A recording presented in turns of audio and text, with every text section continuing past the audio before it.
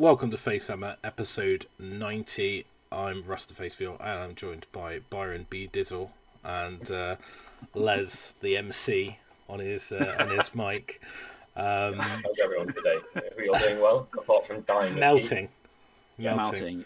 You, anyone watching the YouTube video, which I'm sure Russ is now going to have to cut out of the podcast, gets to have a really, really nice treat of me in a vest, and so is Byron in a vest as well. If you're listening to this, then if you want to see Byron's armpits and Les's tats, that's the only part of me that's not hairy.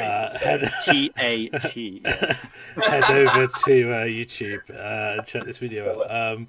But for those listening, or maybe you won't look at it because of that, I don't know. But don't worry, I have my top on, so you don't have to worry about that, boys. So I know my role.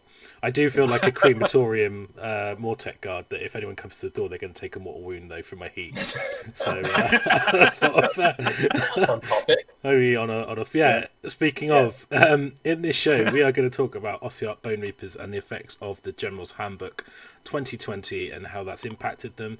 But before we delve into the bony goodness, then we're going to talk a little bit about our intro news and stuff like that. So, a few releases this week. I don't know if you've seen the Shadespire. Sorry, you shouldn't call it Shadespire. Warhammer Underworlds warbands. Yeah. I keep getting picked up on that by like Chewy.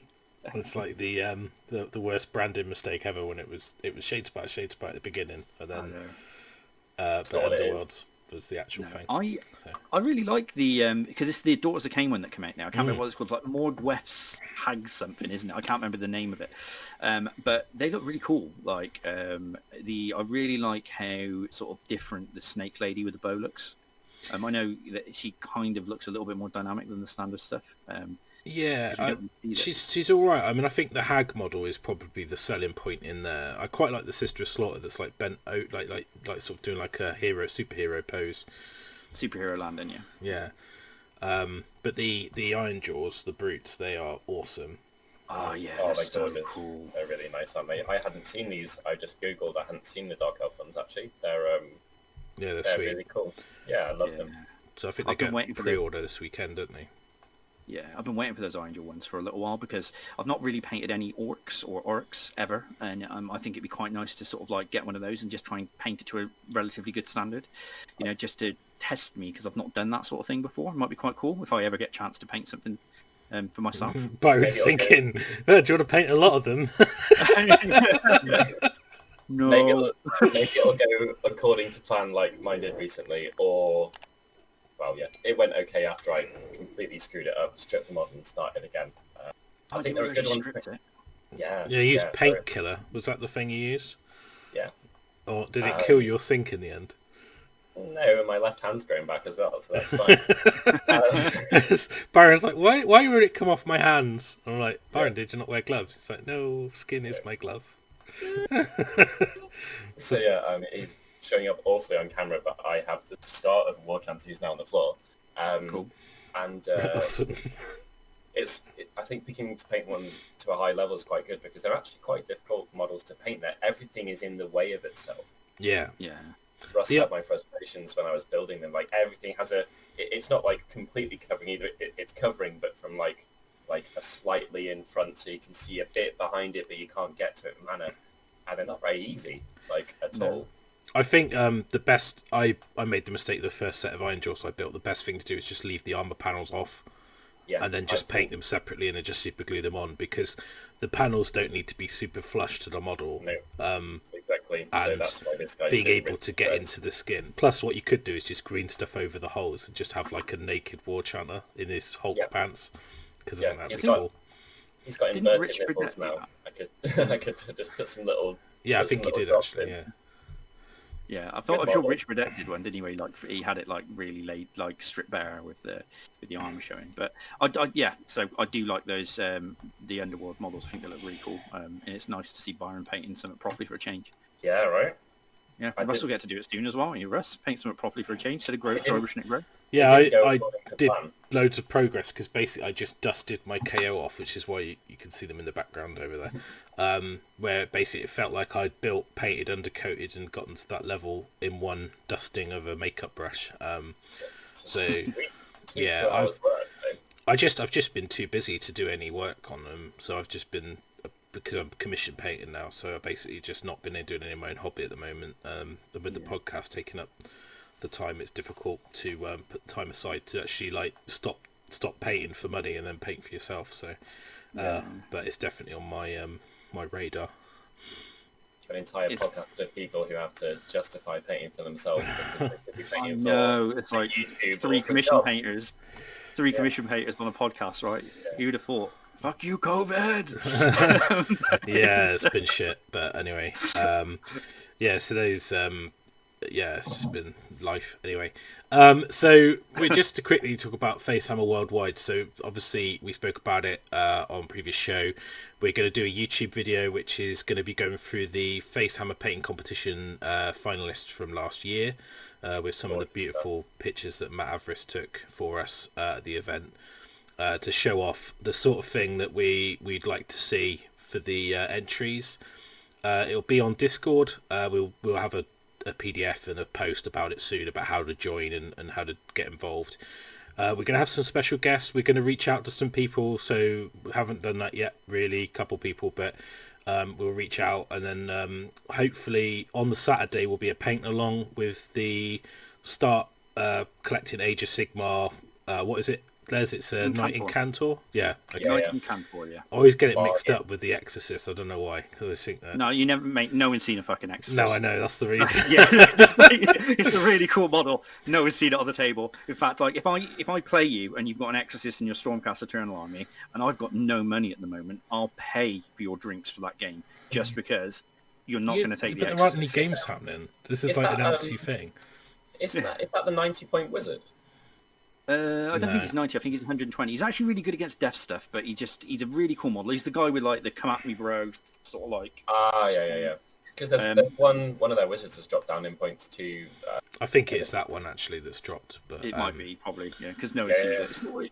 It's kind of like cool against undead stuff, but not really. You just take the Incantor because it's most bang for your buck. Or auto dispel in it. That's just auto dispel. Or the what's the one on the Griff Charger? I can't remember what it's called. Arcanum. The Arcanum's quite good as well. So I think you.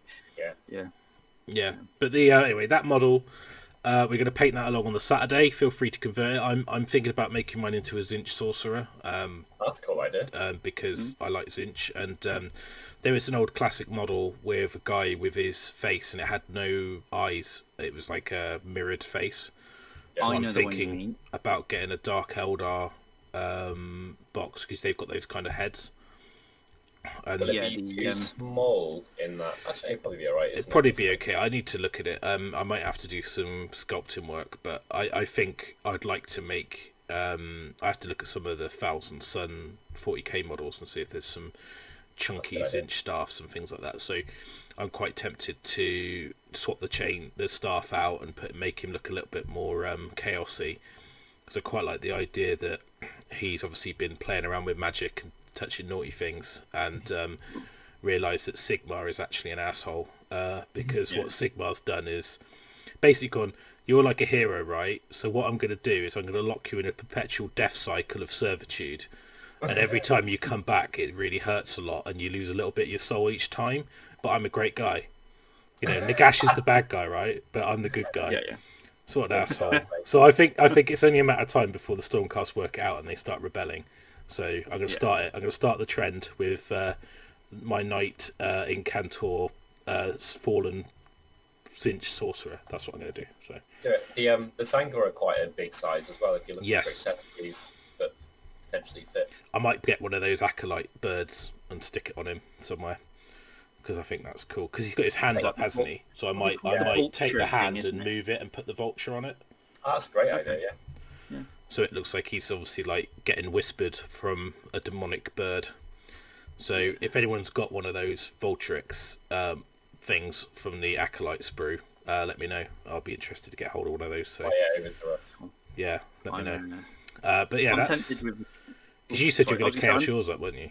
Yeah, it's going to Chaos Lord mine maybe. I'm thinking of that, or maybe like I might just convert the Incantor and not have him as an Incantor, like give him a normal Stormcast head, give him like, because he's got the staff out to the side and the come at me bro hand. I might change the staff to like a sword.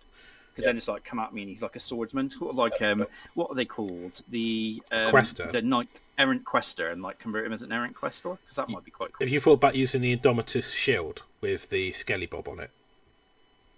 Oh yeah, like with his mate on the shield. Could do. The only problem is that like I don't really want to like take that off that kit. Yeah, Like, yeah. Don't want to destroy that model. Yeah. No, yeah, I'll just be like, this is for my Dark Angel bros, right? So I want to keep it for those.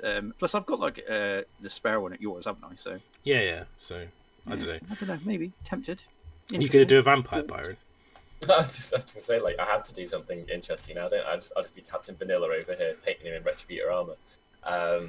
I don't know, actually. Just spray it gold, dry brush it. Yeah. I love painting Retributor armor, so could actually just go vanilla, but try and do something interesting. I'll probably end up just doing mine in silver as a Hallowed Knight guy because I can't be bothered to convert it. So I've got to think about. I've got to think about how much time we're going to spend on it, because the idea is to get something like to a pretty decent stage by the end of the stream. I think if he's built and undercoated to start the day, you're going to spend like 10 hours on it. I mean, it should be pretty much finished in like high level. If I start glazing, because I did have had one model that I did ages ago, where I went through like a kind of copper heat weathering, like heat bloom. Oh, nice. Yeah. On his gold armor, and it looked badass, but it's not fast. So I could. I've learned some stuff since then. I might be able to sneak and cheat my way through a bit of it. And you could use the Abyssal Warlord Soper class stippling recipes. That would look quite good, because you could do the armor in the same Abyssal scheme. A rusty blue one. That's actually quite close to the scheme that I was thinking of for potentially using on the Iron. Yeah, because essentially it's the same palette, really, isn't it? The model's got skin, it's got trim on the armor, it's got the armor. It's got that greeny gold, hasn't it? Yeah. The non-metallic greeny gold. I'm bad at flesh, so he's not going to keep that head. Just no head. Just that's it. No, I can airbrush it on a stick. That's how I approach skulls. Which is actually really maybe use it as an opportunity to get good at flesh. Push yourself. Try something new.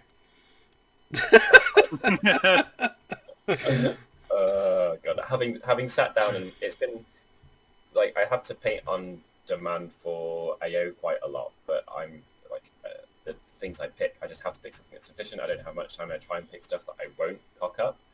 And having been through the process of painting an Iron Jaws model so badly that I just stripped it and started again, and then starting again and finding it quite difficult. I forgot how difficult it is to just sit there and be bad at something until you've relearned it. I'm not sure if I can go through that again. I might just stick to like a home course or something. Don't be scared of failure, Byron. But it's good. It's a good thing, because you get better. I think that's one of the nicest things about the hobby, is getting used to the idea that things don't go right. But I'll try and think of something.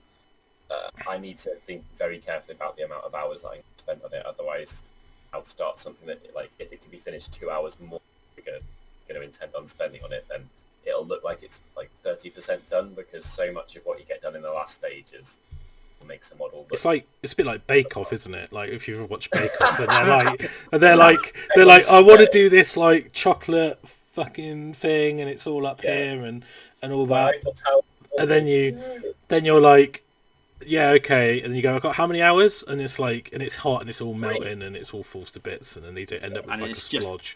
And they just have a fucking jam sponge. Yeah, Victoria sponge on a plate. Like, I need to go with. I'm going for to carry on with the Bake Off comparison. I'm going for jam sponge with sparkles on top. In terms of my technical level, you could glitter paint, man. I can polish an average turd to the best of my ability. Right, so anyway, I apologise for our international listeners that don't know what Bake Off is. It's international, mate. Domus has watched it. He's a fan. Yeah. So it's reached across the pond. People know what Bake Off is. If you don't, you can watch it on. You're missing out. It is good fun. It's good TV for painting. Anyway, so that's FACEHAMMER Worldwide. So it's going to be paint along on the Saturday. We're going to have guest spots. We're going to have a hangout and hobby Friday with some interviews that people can listen along to while they paint, while they hang out, while they chat. We'll be on hand to answer questions. We've got the painting competition with prizes, support from Element and Arts Opus, and we're going to get some nice trophies, and I've got some people to talk to about other things. And then Sunday will be more interviews, and also there'll be the judging and the results from the painting competitions. If people, just so people are aware, obviously we've been releasing a lot more regular content. We will be formalising a schedule, so you'll know exactly when you can catch the shows. When we work out what we're doing. When we work out what we can commit to, now that some of our life circumstances have changed. We want to give people opportunity to help us release more frequent content. So if you like what we've been doing recently and all the extra effort and content that's coming out, please head over to the YouTube channel, subscribe, like, comment, watch some of the videos, let us know what you think, engage with us. We've got Facebook group, we've got Instagram. Tell us what you want from the podcast. If you've got show ideas or topics.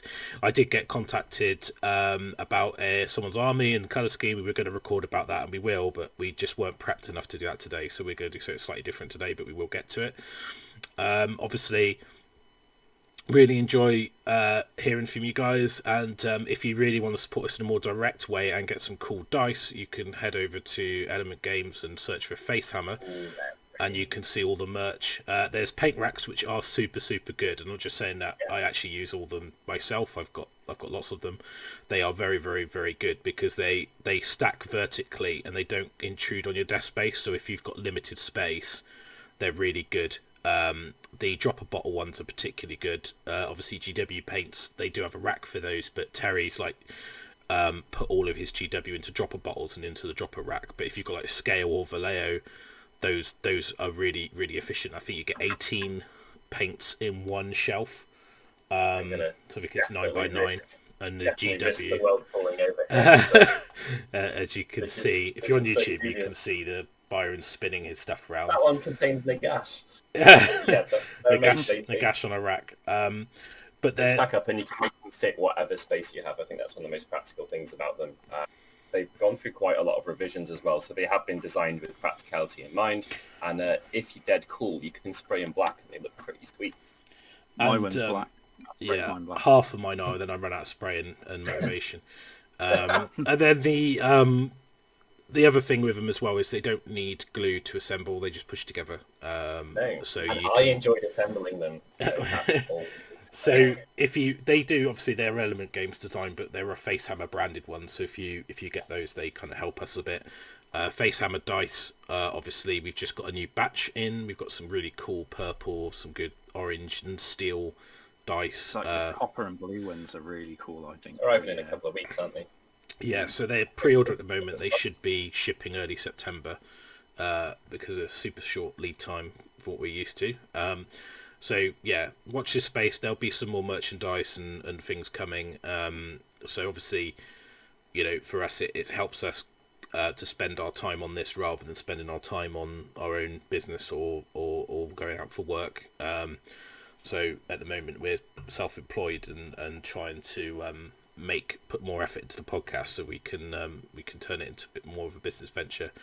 A little quiet patch before tournaments start while we can work out what we're doing. Yeah. And then we're going to be blessed with a return to the world of normal gaming, hopefully, which I'm super excited for. Yeah, I am too, actually. I think it would be great if we can get out to Adepticon next year and things like that. Yeah, so what we want to do is release more content out there, because what we like to do is help people with their hobby and reach their goals, whether that's painting or gaming, and partake on some of our knowledge and talk about the hobby we love. And we'd love to do that more often, but obviously that takes time, and we live in a real world where we need this money thing to survive, so we need to balance that. But if you want to help us out and get something cool, like a cool set of dice for when you start gaming again, please go over and order some, because it helps us out. Just spread the word. If you're on a forum, I don't talk about OBR today, if you're on a forum, link our show, that is usually helpful too. Really nice. Just anyone spreading the word, retweeting and stuff like that is massively appreciated. Yeah, and FACEHAMMER worldwide is completely free, so we're not going to charge anything for that. There's no entry fee, nothing. So you can, just in case you're wondering, so you can join that and enter and being part of that fun. Just come onto the Discord community, and then we'll basically want to get as many people on there as possible, talking Warhammer and enjoying themselves. So I think that's everything for the intro, and we can get into our main topic. So we'll take a quick break and be back with our first segment, which is going to talk about the big boys of Ossiarch Bonereapers and how the GHB has affected their viability in competitive match play lists.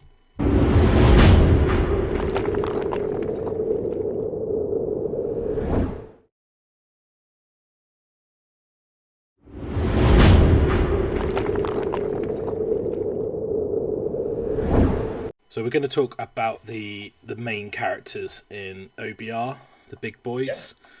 Yeah. Shifting tides, I think. Yeah. Changed around a lot. Yeah, I think the General's Handbook and the FAQ to Petrifex Elite has had a particular shift in power with the three big guys. And for those who don't know who I'm talking about, that's Katakros, Nagash, and Arkhan the Black. I know what people are thinking. Arkhan's not really on the same level, but he's my boy. So he's good. He went up so basically he went up in points, didn't he? Because he is particularly awesome. And the other two stayed the same, but it's Petrifex that's changed their stuff. Yeah, that's right. So you saw a lot of lists kicking around where you took Katakros because he's effectively a Liege Cavaliers and Relentless Discipline Generation and your kind of like amazing command ability just all rolled into one. And I think that Nagash, although he had access to the whole lore, he didn't give you the Relentless Discipline Generation. So actually it's a very different type of list, isn't it? With exactly. And so actually for the same points as Nagash you can get Katakros and Arkhan. And Arkhan has access to all the lore as well. So that's magic, but he does it very reliably. Yeah, so he's effectively like a mini Nagash in terms of casting, but obviously he's a separate model, but you get the benefits of adding Katakros. Now the reason Nagash kind of outshone a little bit was because he's actually hits harder, and in Petrifex he ended up with a 2-up save, and his ability to reroll ones basically made him pretty invulnerable. Yeah, so just in case people hadn't seen, basically Petrifex used to give everyone +1 save. What are the temple things called in OBR? The Legions. The Legions. So Petrifex is one of the 4 Legions available, and that was FAQ to now be its reroll once, so the same as Mystic Shield, basically across your army. And Nagash does that anyway. Yeah, yes. I also found I saw Nagash being a gun platform because he could multiple cast Arcane Bolt, and it was like I used to call him Machine Gun Nagash because it would be like you've got a guy that's almost unkillable to non-mortal wounds, rocking about the table, machine gunning stuff with Arcane Bolt, and then as soon as he takes a wound, teleporting to somewhere else on the table because of the spell lore that he would have cast. So there was a couple tricks. So one is Protection of Nagash's spell. So that allows you that when you take a wound or mortal, it actually makes it more likely now because you don't have to take all the after saves because you only take one now. Yeah. You can choose. You choose to take your 6 up. Exactly. You take your 6 up instead of your 5 up. Yeah. And then he can, if you take a wound, then you can set up a page on the table 9 away. So what you could do is go on the, basically do that to him straight away, teleport, drop a load of bolts, then charge, and then get into combat. You've got various options available in the list, so he's got so many casts. I mean, this sounds like a lot of setup value, but when you've got 8 spells, he really doesn't care. You cast Protection, and then you do like Suffocating Gravetide, which does D3 mortal wounds, and particularly with the choice of being allowed to take just a 6-up save for those, there's a good chance you take one of those wounds, and then you just zap over to another part of the table and cast like 6 Arcane Bolts at something. An Arcane Bolt is... if you get it's not unmodified, if you just get a 10 or more an Arcane Bolt, it's D3 mortal wounds instead of 1 mortal wound. And when you're at +3 to cast, that is like half the bolts coming out of you with D3 wounds, 18 inches away. Kill a key piece or 2, maybe debuff something, and then charge into it. And it can really mess with people's game plan. And it's an antidote to a fairly slow, immobile army as well, because he can literally travel 60 inches if he wants to. Yeah, he's key with those Arcane Bolts to like just kill those support characters. Like I would not want to play it with Fire Slayers because whilst you can bounce the sort of like the sort of like the mortal wounds onto your Hearthguard with the guns, you're still going to lose. They're only 5 wound heroes. Like you know, you take out those support heroes, then your Fire Slayers aren't really going to be, while the Hearthguard Berserkers aren't going to have their 4-up save after save because there's going to be no heroes in range.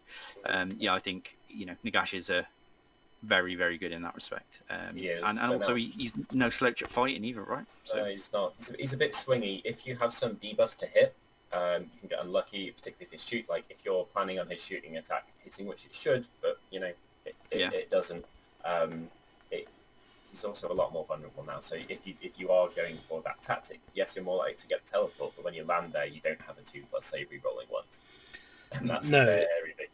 I think as well, like, because you can still be in Petrifex and still go for the extra rend ability they have, which is bludgeon, relentless discipline, because Nagash gains the Ossiarch Bonereaper keyword and the Legion keyword. So the reason like Petrifex was so good, because one, it gave you the save anyway, and then it also gave you access to this amazing ability where you can increase the rend of all of Nagash's attacks. So his Alakanash was going to be rend 4, his Zephyr Nebtar would be rend 3. It's just like horrendous. And then if you had a Liege Cavaliers for your relentless discipline, you could even buff his attacks, so you could actually give him extra attacks because he gets the Bonereaper keyword.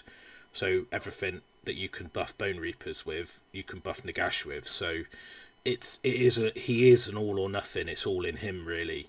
I think one of the great endless spells is the Carrion.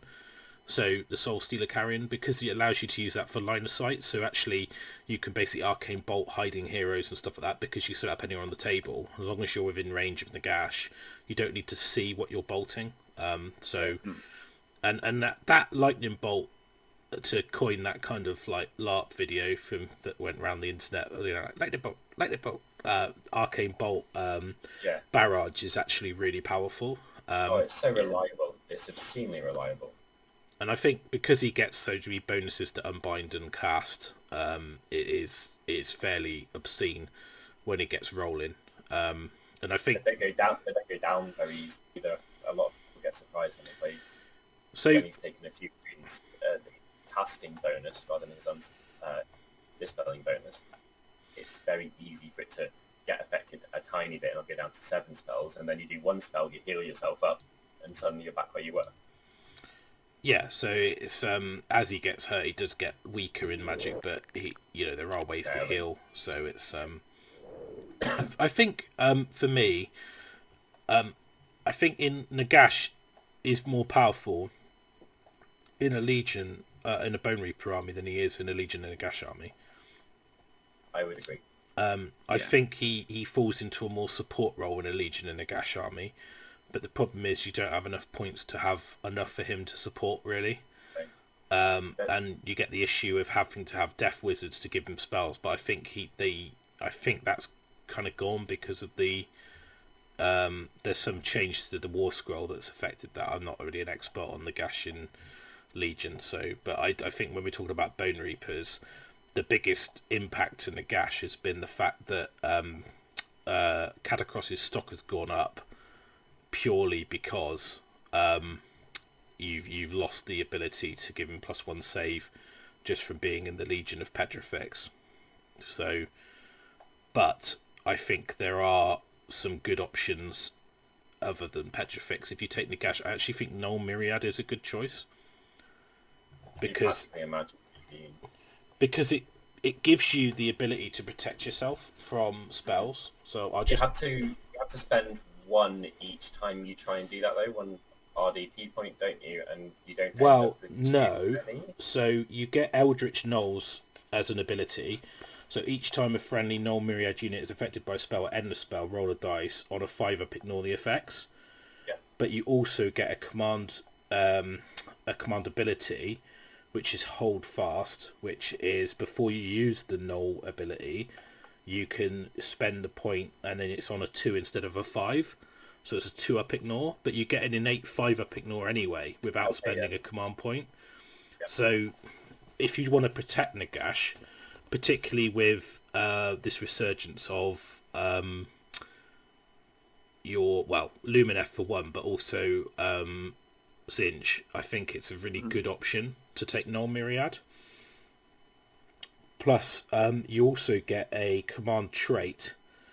So if you have a Liege Cavalos, you can give him this trait as a general, and it's subtract 1 from hit rolls that target this guy, and 1 from bravery from enemy units within 3.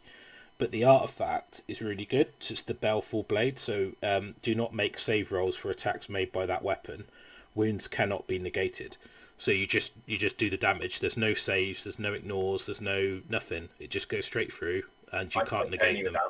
Yeah, he ends up being a really quite small, like, well, if you have it on a little horsey dude, he's pretty nippy, zapping around, and he ends up being like a Stormcast utility character in terms of survivability, but he actually hits really hard. Well, yeah, I mean, he's got 3 attacks at damage 2, so, you know, and then he can boost his attacks as well, so exactly. You can basically go 4 attacks, damage 2, freeze and freeze, and, you plus know... horsey. The horse isn't bad. Yeah, I don't think the weapon would affect the horse, because it's just a rider. No, it doesn't, but it's just a horse. You can go and wipe out a 10 wound unit on an objective with that guy pretty reliably, even if they've got a 4+ save or something. Yeah, but I think he's just... You'd be surprised at how big a difference that makes when they just can't take any saves at all. Yep. So killing like a 5-wound hero becomes fairly easy. You just go in and go, well, you're going to take 4 wounds pretty reliably. Really annoying things like an Azeros on a piece of terrain with his 2+ or whatever, and you spend your giants doing rerolling once. No, dead. Just like flat dead. Yeah, and even like to go into like a big guy and take like 4 wounds off of it, you know, like even against another Nagash or another Arcane or something like that. I mean, he's probably going to get squished back, but the point is that if he's supporting another hero, so if Nagash is somewhere and he's supporting Nagash, then you're probably not going to be hitting the Cavalos. But I think like it's quite nice to start looking away from Petrifex for Nagash. I mean, it's still good. I mean, Petrifex still has great artifact command abilities. It's still brilliant. I mean, but the thing is, your end is never going to not be good. No, exactly. I was going to say, those Mortec Guard are still beasts, right, with that extra rend ability. I just don't think that you can see... It just means that the Petrifex Elite list changes, doesn't it? It's like... And it's not the only option. Yeah. Exactly. Yeah. Like, you know, I think there's lists. To be fair, the OBR book, whilst there's not a lot of choice within the range of models, you know, there's a lot of lists and a lot of differences. I mean, I still think there's a good crematorium list out there somewhere. There's loads of good crematorium and Stalin Lord lists. I think the only legion that I think is kind of left behind is Ivory Host. And probably because if I say that, you probably think I didn't even know that one. But it's not very good. But the command ability from Nagash, which is you can reroll hit rolls of 1, and that kind of and save rolls of 1. That kind of does what Petrifex does anyway. So if you pop in that Supreme Lord of the Undead command ability every turn with a Relentless Discipline point, then the Petrifex army bonus does nothing. So I think Null Myriad is a really good alternative because it protects Nagash and he's your main piece. So it's, for me, that's where I would be leaning. Because to be able to ignore a key spell on a 2+, like you just say, well, they're going to cast something that's going to completely neuter Nagash, like stop him moving, or you know, either do like loads of mortal wounds and probably kill him. You just say, well, on 2+, you're not doing it. So it's like, I know it's hard to get spells off against Nagash, but anyway, sometimes it's like they force something through and you just think, it just got through and I really can't have this thing doing it. That's the problem almost with Nagash though, isn't it? Like, if with having him in the army, is that while you're paying a lot of points for him and he's like a Swiss army knife for OBR, is that he is the linchpin. He's like the fault in the army, as in if he goes early, then you pretty much lost the game. But if he performs brilliantly, then you've pretty much won the game because you've got all of the backup. I mean, I know there's a lot more to the OBR army than that, but when you're taking up essentially nearly half of your army with a model, if he goes down early, then, you know, you're not going to get, you know, I mean, this sounds completely obvious, but he is like the linchpin, right? If you can shut him down, then be it with a spell, then he doesn't, like, that's a force multiplier. Then the army's slower, the army's not doing what it needs to do. So having the Null Myriad to stop that's great. Like, as you pointed out, Russ. I don't think it's going to help you against Be'lakor, but it's still, No, but that's Be'lakor, and sometimes it's a case that you just put up with that for the, for whatever reason. But there are ways to mitigate the Be'lakor if it becomes very popular. The catapults are a great answer to that, because he has to Nagash. He has to basically do it to Nagash turn 1 to stop you teleporting. Yeah. Then you just catapult off Be'lakor, and then the next turn you're free. And as soon as Nagash is free, you just be patient. I mean, like, sometimes he's going to be shut down for a turn. You don't like go for that impactful I'm going to run at you turn, because if he doesn't shut you down when you're sat in your deployment zone, you can always protection and Nagash teleport and be in his army and get the value. And then even if Nagash is basically shut down from Be'lakor, but if he goes first, I mean, there's because OBR have got catapults, which is the unique, and I know that this is why catapults are so critical, because in the Death Allegiance you just don't have anything that does what they do. And the point is that you absolutely have to have something that can take out something like Be'lakor at range, otherwise you can't be competitive. It's just the nature of Age of Sigmar. I mean, Nagash does a similar thing when you bob him over and teleports. Yeah, but they're a good army being patient with. Like they're not a kill your opponent turn 1. We're still here turn 4, and we're still hitting like a ton of bricks, and we've barely lost any models at the start. Yeah. So we could probably talk a little bit. It's probably a good idea to talk about Arkhan, just because he's similar to Nagash. Obviously I would say that because I think he's awesome, but he's basically like a faster moving, lower wound count model that has access to all the spells, and costs like a fraction of the points. So for me, what's really good about him is obviously he's got the command ability to add range, but his Curse of the Years spell has been a little bit changed now. So it's basically, but it's still quite a nice damaging spell. So it used to basically go down. You used to do it on a wound on a 6, then a 5, then a 4, then a 3, then a 2, then a 1, then it just to wipe something out. Now it doesn't do that anymore. It always fails on a 1, but it starts off on a 5. It starts off the same really, but it just fails on a 1. But you can get down to do like 7 or 8 mortal wounds onto something quite comfortably. So it's still a good spell. He can cast and unbind 3 spells. He's obviously got. Sorry. It's at +2, but there's easy ways to get into +3 to cast. He's +2 to cast, +2 to unbind. Yeah, so I don't think there's easy ways to get him for bonuses in OBR. I might be wrong, but he's basically he's got bonuses to cast, and his ability increases the range of spells. 6 inches. Yeah. So, and he can also cast bolt multiple times. So, doing like Curse of the Years 2 bolts is fairly good, and because it's 18-inch range, if you spent 2 points to boost it to give it extra range, then you're basically adding you're going up to like 24-30 inches. So he's quite good at poking from long range away. He's also put yourself in harm's way like Nagash does to do the same thing. And he's good enough in combat to go in and kill support or small units, or go in like infantry, like going into like a ghoul unit on the side is fine, or like taking on a unit adjudicators, or like just little units that even like smallish elite units. If you can get him, tag him on the corner, as long as you're not getting attacked by 4 or 5 models, you'll be fine. You're okay. I've always found, like, when people use him well, and I've seen people use him well against me, is when he's that support piece, but on those really crucial turns, he's then clearing off the objective that I've left 10 models on, or 5 models on, because he's like, fast. And you're like, oh, he's round the side and he's into the, like you said, a side of unit adjudicators that have just sat there all game trying to score, and he's gone in to the side of them and he's wiped the unit and killed them quite easily. I think it's knowing when to use your support piece in an aggressive manner. It's the same with, like, people always used to get caught out with me when I charge people adjudicators, and I'm like, they're like, what? And they're rubbish in combat, but if you can just chip one wound off a hero when you need it, then they're worth their points and they do their job.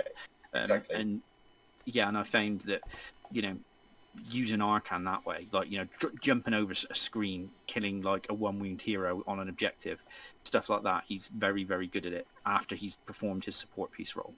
What's his move for us? Is it 16? It's 16 inches, and you can, because in OBR, you can spend a point to get +3. Very good. Like, so, that is massive. It's huge. What, only 3 inches out? So it becomes a 19-inch move. Yeah. So it's that makes pretty a good. charge pretty, like, way more likely in a lot of circumstances. It means that if your opponent goes first, you can probably reach anything that's moving forwards if you want to. And it just keeps people honest, because if you haven't put the horses into the list, then you get something else that can threaten. It's just the potential of it. It can threaten it, and you can just stand there and exist. You can threaten Cursed Years with boosted range, threaten Arcane Bolt with boosted range while he's completely safe. You can also threaten a charge while he's completely safe, which you don't have much of, if any, in the rest of the army, I don't think. Yeah, he's just a great all-rounder, and I think what's nice about it is having access to the whole lore means you've got a massive toolbox of spells. Great debuffs in there. Like, well, really, like, you know, Empower Nadrite Weapons is kind of like amazing on Mortec Guard, and you know, even like Fuse Bone Shields. Those two are quite commonly seen on the caster heroes, but a lot of the other spells that you don't see are still very good, and I think it gives you because you've got the options there, you're not restricted on, oh well, you know, I've only got Empower Nadrite in my army because I've only got one caster, because the caster heroes are actually fairly weak, and the only reason you kind of take them is to unlock the formations. But Arkhan he's still good. I mean, he's more expensive now. I think he's 380 now. So I struggled to fit him in, but the way I look at it is, if I could take Nagash or I could take Katakros and Arkhan, because they're both 880 points. So we should probably talk about the big man himself, who's basically gained in power, in my opinion, because I mean, I was running Mortis Praetorians before anyway, so his command ability, which is allows you to basically give you +1 armor save onto every unit that's wholly within 18, but also if you've got the sort of his cronies alive, then it's wholly within 36. So I think it's the Prime Necrophorus, which you have until you take 4 wounds. But we should probably talk about the healing as well, which I was just mentioned. So because Nagash and Arkhan can heal 3 units 3 wounds, where they can heal themselves.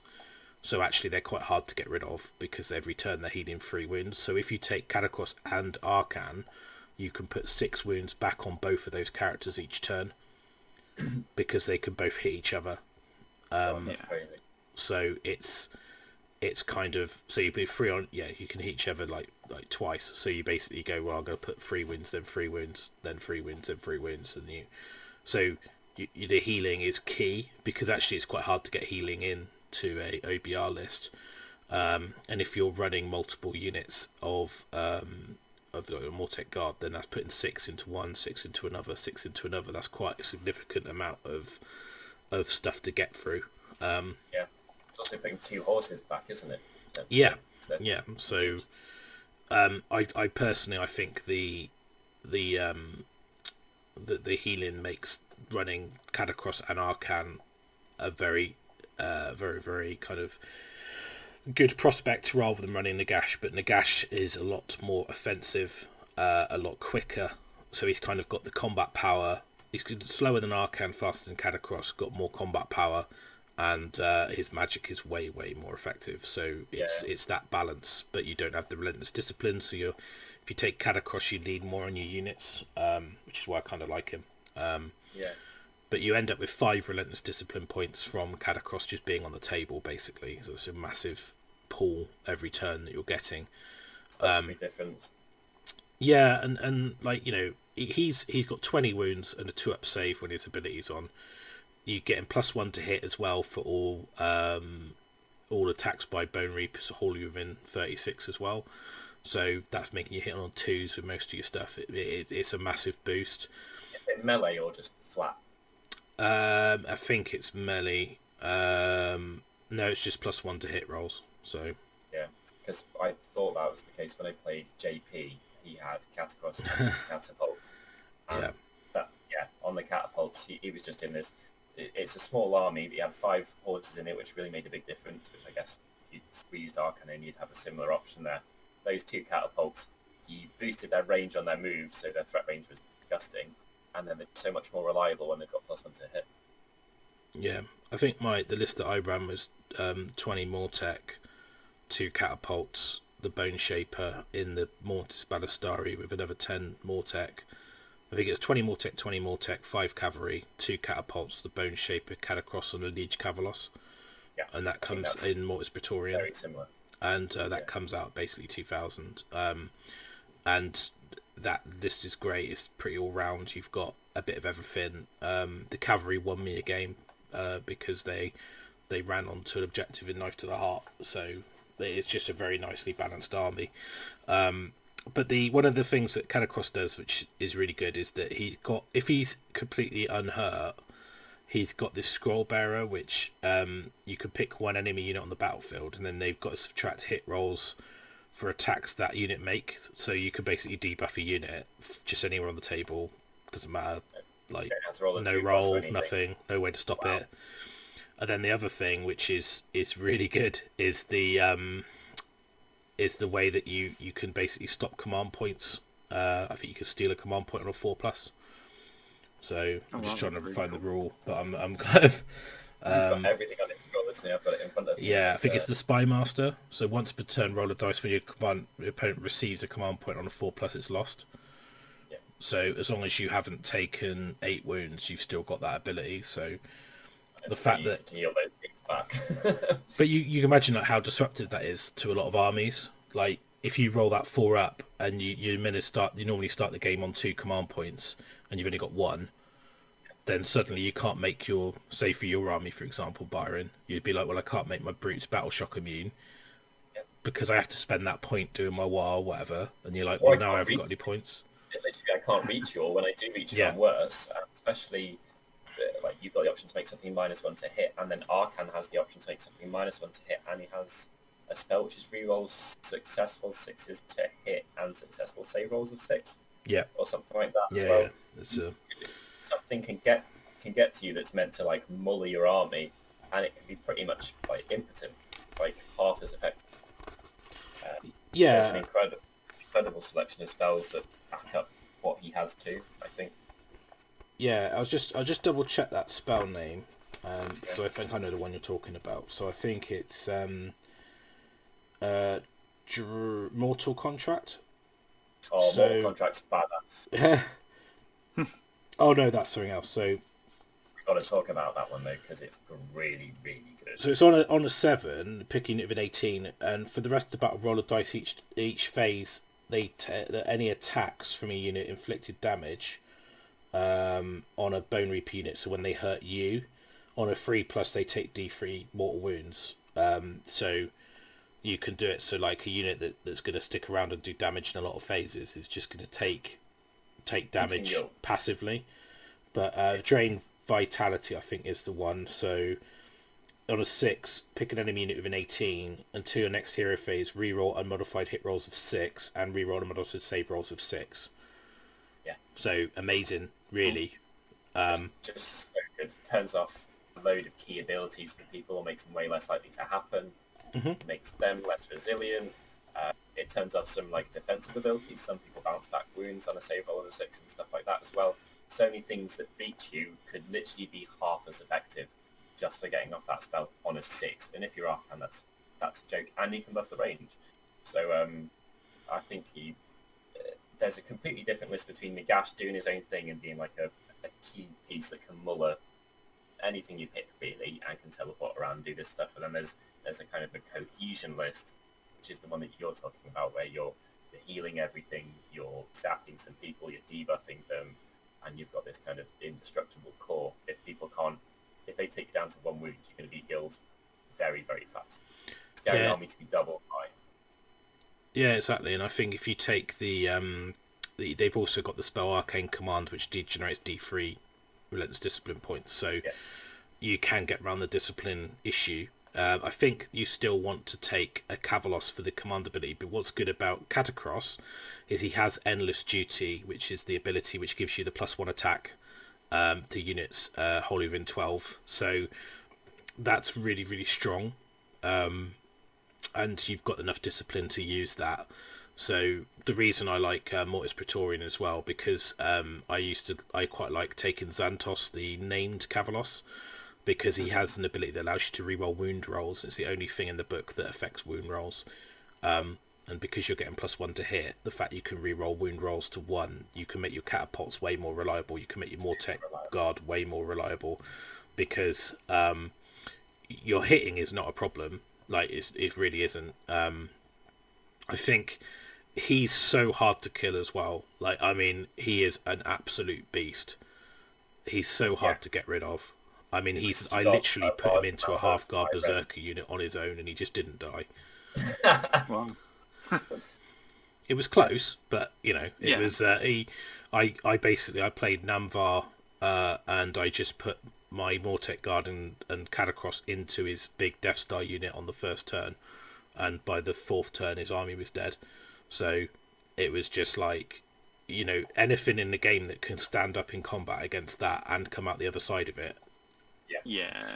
I mean, I had to win the priorities and I had to have a bit of luck, otherwise I would have lost it all. But I think the fact that you're in with a fighting chance by ramming into a Fire Slayer army, and he even had the mortal wound weapons on the unit to counteract OBR as well. So it was fairly. I was fairly happy with that result. I think that was good.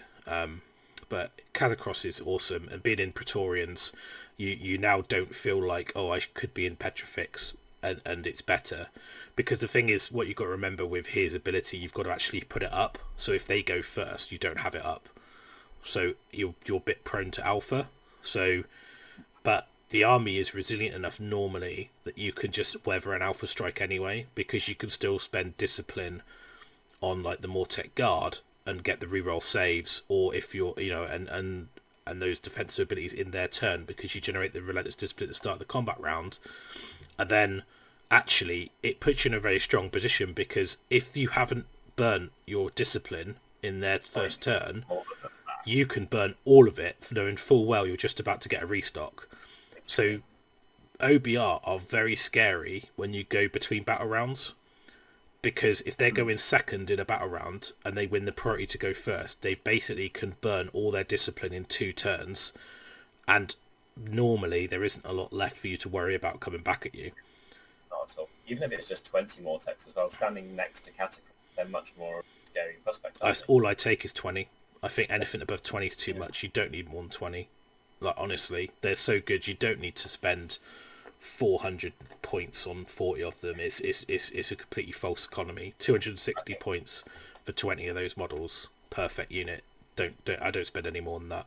I really like 20 and a Harvester. I think that's... Yeah, but that's the point. If you want to make that 20 feel like 40, just buy a Harvester. Yeah, and then you get some rend, you get a shooting attack, which adds up nicely with catapults or bolts or whatever it is you're doing. I'd rather have 220s than 140. Yeah, same. It's more expensive, but not that much more expensive. I think it's like 60 points more. So for me, it's like the 20 is like the perfect number. I think any more than that, it's a false economy. I think you're better off having another unit that supports the army, like a Harvester, like a Catapult, like a unit of Immortis Guard to protect your hero, which we'll talk about in the next segment when we get onto the elite units. But I think now it's quite clear that Katakros has gone up in stock purely because Petrifex changed, because he's the only way to get that +1 save across your army. And I think Nagash is still very viable. I don't think it kind of forces you out of the Petrifex, and actually there are some hidden gems with the other legions. Even if you went into Praetorian and took Xantos and then used him to buff the wound rolls on Nagash, it still works. But I think Null Myriad is Arkhan's. It is actually Arkhan's legion from the background, so makes sense to run that with just, even if you just ran Arkhan to give you the magic casting and run the normal Liege Cavalos, that comes in at 380 plus 220 or 200, so it's sort of a bit more expensive than taking Katakros, but you get the magic and you still got the endless duty and command ability. That's why I think Katakros is so good for his points, because he's so efficient, because he gives you all the relentless discipline and he gives you access to the endless duty command ability, which is super important. It gives you +1 save, +1 to hit across your whole army, negates their command ability on a 4+. He gives you a debuff you could just apply. He's a bit slow, movement 4, but he doesn't need to be fast. I mean, you could boost him to movement 7, you can run him into the middle of the table, surrounded by Mortec Guard, he ain't going anywhere. And then, especially with the catapults, you kind of that it doesn't make him any faster, but it means that while you're waiting for people to get to you, or you're waiting to get to them, you can do something. That's why catapults are important, because they make the person come to you, even if they're just trying to get to the catapult. Because if they don't come to you, they're going to get pulted off every turn, and the relentlessness of just pushing those hordes across the table just has an inevitability about it that I love, and I think that's why the OBR are so cool.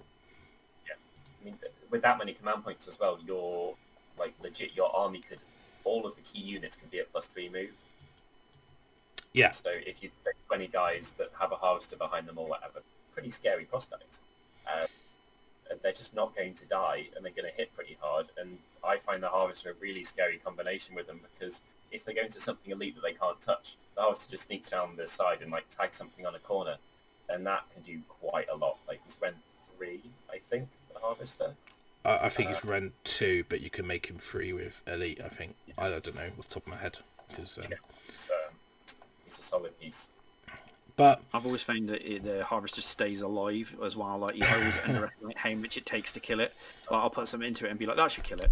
And it's always left with 4 wounds left or something. I think now that Petrifex doesn't give it a save, it makes it a lot easier. So it's got a 4+ save. So with and it's Ren 2 normally. But if you had if you're in Petrifex, you'd have a 3-up save base, re-rolling ones. Yeah. Which this is why the Petrifex change is so massive, because actually to get a +1 save on it, you have to take Katakros. It's the only way to do it now. And when you've got 500 points in Katakros, and then you've got to take 3 battle line, and that's a good point. Even the cheapest battle line is 130 points. So you end up with basically, and you don't really 10 of Mortec, you might as well take 20. So you end up spending well over sort of 1,100 points. Yeah, I think once you stick in. Probably dropped Arkhan, but there's not room for enough things. You have to make the decision: do I want a harvester or do I want a catapult? And because you've got the healing from Katakros, I think the harvester falls on the wayside. But the harvesters are really good. But I think in a anyone who's got any shooting, the harvester is prime target number 1, because shooting the Mortec Guard is pointless. If you can kill the harvester, and now it's a lot easier, now it doesn't have the +1 save. So for me, the harvesters are still good, they're still really good, good in combat, good shooting attack, solid, really good synergy with Crematorium. They get clocked to Crematorium. Yeah, I mean it's like harvesters up to 11, Spinal Tap version of OBR. But that's a nice thing, because before you'd probably still take Petrifex even if you had harvesters and Mortec, but now you're probably going to go to Crematorium. So what I like about the FAQ change is it lets you look at other legions and not feel like you're disadvantaging yourself. That's exactly the purpose of them, is to kind of make people think that, make it actually so everything is viable, or things on a more level playing field. Yeah, exactly. Well, I think we've talked about the big guys enough. I think out of all of them, Katakros is super, super cool. I like Arkhan a lot, just because he doesn't pigeonhole your army list too much, and he's my boy. But yeah, I think Nagash was still viable and still be interesting to play with, but I just think he's a lot less forgiving now. Purely for that change. He's risky. That's it. That's why, he's got so much swingy potential and fear on the board. I really like him, but he is risky. Yeah, I've never played a game in Nagash, which I feel weird, but I need to get one on the table at some point. But okay, we'll take a break and come back So thanks for this section. Anyway, we'll take a break, come back, and then we'll talk about the legions and the elite units.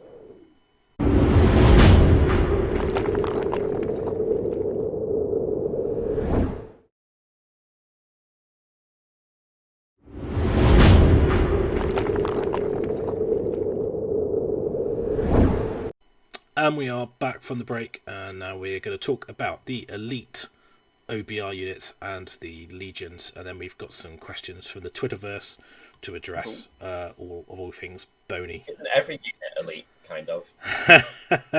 Yep. Yeah. But basically, yeah, right. It's almost a problem with the book that the battle line are essentially, you have to have them. They're expensive and they're so elite, the elite units become less viable. Yeah. So it's normally that any of the choices which can boost your battle line effectiveness are more effective because they have a synergistic effect rather than on their own stand up. But now that the points have been addressed, so because when you write an OBR list, everything was 200, so your Stalkers were 200, your Mortis Guard were 200, your Arcane Harbingers were 210 for some bizarre reason, even though they're worse. And then you know, your Crawlers were 200, your Harvesters were 200. So you had this really weird thing that if you had 180 points left, the only thing you could buy is a battle line unit or a hero. Yep. But they're 130. So then you've got 50, 60 points left, and you don't want to buy a command point because you can't use them. A spell in there. You just always can't have allies. Yeah. And then you're like, what on earth do I do with 70 points? Yeah. And then you end up in this weird jiggling of thing, trying to get 600, 800 points left at the end, where you could then just go, right, 2 Crawlers and a Harvester, or that's, 6 Stalkers and 3 Immortech Guard, or, well, you wouldn't do that, because, it's not a Harvester or a Catapult, so, but now you've got 180 points and 190 point units. Sometimes you write a list and you're just like 10 points ticked over too much. You're like, you're 15-10, and you're like, oh, so that's a bad example, 14-10, and you're like, if I was 1400, I'd have 600 points left. But I don't. I have 590 points. Yep. So I can't get 3 elite things in. But now you can. You could get a unit of Harbingers and 2 Catapults. So you've got a little bit more speedy combat. So it makes it easy to jump with formations as well, doesn't it? Because the formations aren't in multiple. So it allows you to add up to close to 2,000 point list that way too. Yeah, and the formations are super important for getting your drops down. So, like I was saying, if you're running like Katakros or you want to dictate the turn, OBR are actually not too bad at being bullied because they're just so good they don't care. They're just like whatever. So I think you can just ignore that and go whatever. But we're going to talk about the elite units a little bit and if are we going to see them. And I hope so, but yeah, we'll talk about them. So cool. First, I want to talk about the Stalkers because they're probably my favourite at the Elite. They're the Tyranid warrior guys, right? The ones with the multiple arms and shield. Yeah. Yeah. Let's just Tyranid warriors. Yeah, but yeah, you need to explain to me in like the visual way. Like, they're the the four-armed. I get told off for cabbage, and you're coming out with that crap. It's these guys, the cover, the poster boys. From the book. So the guy, the man of many faces, old He-Man rescue. Yeah, so when it was it Mano Faces? Well, I don't even remember. That's it. Yeah, you know what I mean. Yeah. I know. It was where you used to. It's cool, but obviously, if you can get over the fact of building these, hobby atrocities of cleaning up 4 heads for 1, and well, actually, I think it's 5 pieces for the head. So you can. They look like but don't they? Let's cover the important stuff. They are awesome, like once you've got them built, but they are a chore to build those, honestly. Obviously I know why, because it's such a complicated kit, but it's so that's the thing, isn't it, with those sorts of stuff, when you get like that high end really really detailed kit with multiple parts that can provide different sort of like unit choices in a box, the kits always take a little bit of building, but once you built them, they look cool, which is the main thing, right? Yeah, exactly. And with these guys, they come in at 180 points now. They've gone down 20. 6-inch move, 4 wounds, 4 up save. If you're watching on YouTube, you can see the scroll. But they've got basically Spirit Blades, but 1 in 3 can have Dread Falchions. and they're basically 4s and 3s or 3s and 3s, Ren 2, Ren 1, or damage 2, damage 1 respectively. So they're fairly choppy in combat. They look a little bit slow at movement of 6, 4 wounds and a 4-up save. Now, one of the things that these guys have is a command ability which allows you to pick a Stalker unit, and you can re-roll run and charge rolls into a next hero phase, and you can also move across terrain as if you can fly. That's cool. The only thing about this which is really weird is when you do it, and it's at the start of your hero phase.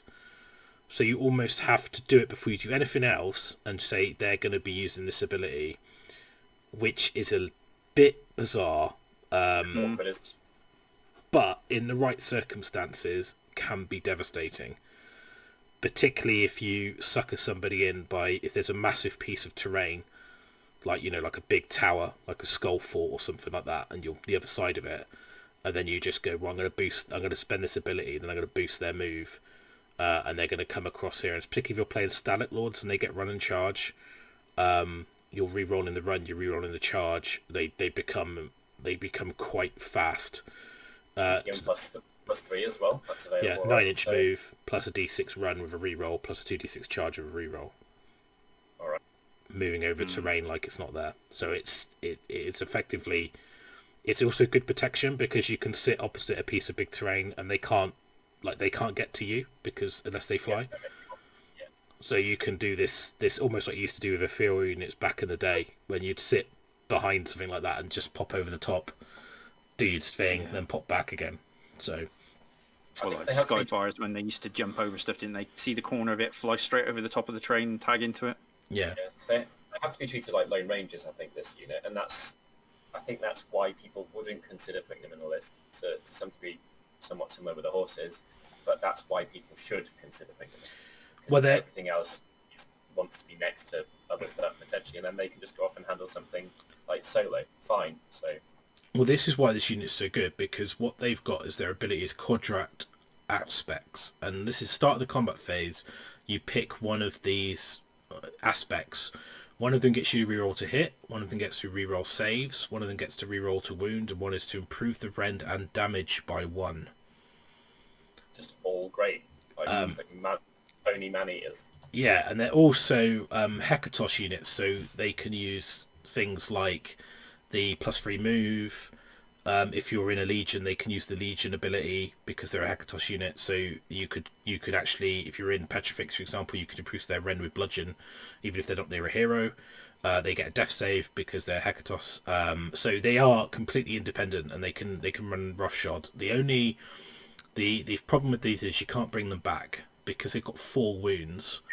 You can never bring one back from the dead. So they are one of those things where you're like, if one of them dies, it's quite a big blow to output. So you can heal them, but you can't bring a 4 wound model back. So that does make them a little bit more fragile. But the point is they are an elite chopper unit. Now, having the reroll saves is a great option as well, because it's the start of a combat phase, so it doesn't say your phase. So if they charge you and they're going to go for it, you could go, well, I'm going to reroll saves this time and just absorb that damage, hit you back, and then, you know, next turn, if it's you go first, and then you could go +1 damage, +1 rend. So this unit for me is super versatile. It's super independent. It is relentless discipline cheap, but because you don't need to spend relentless to use those aspects. But I'll caveat that with, if you want to get the most out of this unit, you're gonna have to put some discipline in, and that means they become a very tempting unit to splurge 3 or 4 points on in a turn. You know, you immediately go, well, I'm going to make them extra move, I'm going to make them fly over terrain, I'm going to make them +1 attack, and I've spent 3 discipline on this unit, and then you fail your charge, or, you know, you go in and you don't roll very well, and that's a massive sink of points for something. Is that a reason to pick 6 for us? If like, obviously you have to manage it and hopefully not spaff your load on them too much, but is the fact that they are so tempting a reason to take a 6 rather than 3s? Or I think 3s are really good independent units that if you've got 180 points and you just want a unit that's effective and can be versatile, you can stick these in and just don't spend any points on them and just use them as they are. And they just go and maybe they support with 5 Cavaliers Death Riders or something like that. They're just a flanking unit. They go and take an objective. They support a unit of Mortec Guard, something like that. I think the Immortec Guard in a 3 is better, and I think if you take these, you probably want to run 6. One of the things I will mention is that in Stalin Lords, they become particularly good. Run and charge one. Yeah, so they can run and charge. So as I said earlier, they get to re-roll both of those rolls, and they're fast anyway. So outside of Stalin Lords, they become a little bit more predictable, a little bit slower. So obviously, as well, with Stalin Lords, you've got things like rally back. So you can basically use this ability that can retreat and charge in the same turn. So they can retreat and charge. So you can use them to leapfrog round units. They don't fly when you do this, but you can obviously like almost springboard round. Especially if you double turn, go in and fight something, you might not kill it, you might be pinned, and you go, well, I'm going to retreat, and now I'm going to charge the thing behind. It's pretty unique. It doesn't exist much in Age of Sigmar. It's very strong. No, exactly, and I think that costs a relentless discipline point, but I think that's a really good ability to get these guys, and these guys are like hunter killers. They are super choppy. So I think that's great. Again, like it's okay. I mean, I think Stalin Lords they become a lot more threatening. I think if you're running them in like Praetorian, they're okay, but they are a bit slow. There's not a place for them in the others, particularly unless you are just having 3 Aslo Rangers useful, which is no, exactly. And I think I know there's probably people out there that are like, why aren't you talking about Ivory Host? And honestly, I just don't think Ivory Host is match play viable. If you want to take the best thing, you can still play it, but I just don't. It has a negative to it, and there's a lot of caveats about how you use it. So I will talk about that when we talk about the legions. But I think for these guys, if you're going to take a lot of these, there's also a formation which I'll make sure I get the right one, because I think it's the Deathglaive, but I always get these mixed up. Skull Bros Deathglaive Blood Chalice. So the Katakrosian Deathglaive, which is 2 units of Stalkers and 1 unit of Harbingers. Now, what this is really good is, after armies are set up but before the first battle round, if all units are wholly within 12 of the Morghast Harbingers, you can move any units of the battalion up to 6 inches. Oh, wow. So you get a 6-inch boost move before the game starts. Now, the fact that you can put these on the line, move them 6, move 9, then run, then charge, re-rolling. Yep. It's very heavy on discipline, but the alpha strike on that is real. And the Harbingers and movement 9 anyway with fly. So I like them. Very similar roles as how you describe these guys, but the Harbingers, there's less ways to customize their output and stuff like that. But they do just vanilla fly and are fairly fast and have. Are they 6 wounds apiece or something? What, the Harbingers? I think so. Yeah. They are. We'll get onto those in a sec in more detail. But they're 6 wounds. But they get a 3d6 charge, don't they? And charge within 18. So they're super reliable alpha. I don't know if you've got the sustainability and the damage output to really decimate an army. So anyone with screens, and if you've lent that heavily into these guys, you probably don't have any catapults. It does work really well with Stalin Lords, and if you take the formation and take cavalry and take the other formation, which is the Death Lance, I think you can get to quite a low drop, and you can also get the artifact in, which is the Helm of the Ordained, which is a bonus to hit to everything within a range. I think the list I wrote was 2 Cavaliers, Liege Cavaliers, and then some cavalry, the 2 formations, and then 2 big units of Stalkers and unit of Harbingers, and that's so cool. An interesting army, but I don't think it's that effective. Good team event list, do you think? No. I think OBR in team, you lean on their strengths, which is Tar Pit Mortec with Crematorium and Harvesters with catapults and support, or you just lean into Katakros and the catapults and being a balanced all-rounder and allowing your other armies to be specialised because they do everything so well. You can write a really effective balanced OBR list that doesn't really care about anything really apart from effective Ren shooting, which is in scarce supply. But I think we've lost Les, but I'm sure he'll join back in. Les didn't agree. No, so he's gone. He's rage quit. No, we will have I think we will have an upsurge in Ren shooting. Because of KO, because of change host, you need shooting to deal with change host. So I think OBR will be, and even change host really hurts OBR. So I think you're gonna. It's difficult because there's not a lot of gaming going on right now, but I think that OBR have got a lot weaker purely because the meta's shifted, not necessarily because OBR have got weaker. Yeah, well, it's happened twice. They've lost their save, and then other stuff's kind of like Lumineth. They don't particularly have Ren shooting, but they have very good, reliable, smallish amount of mortal wound shooting. So yeah, that's quite scary too.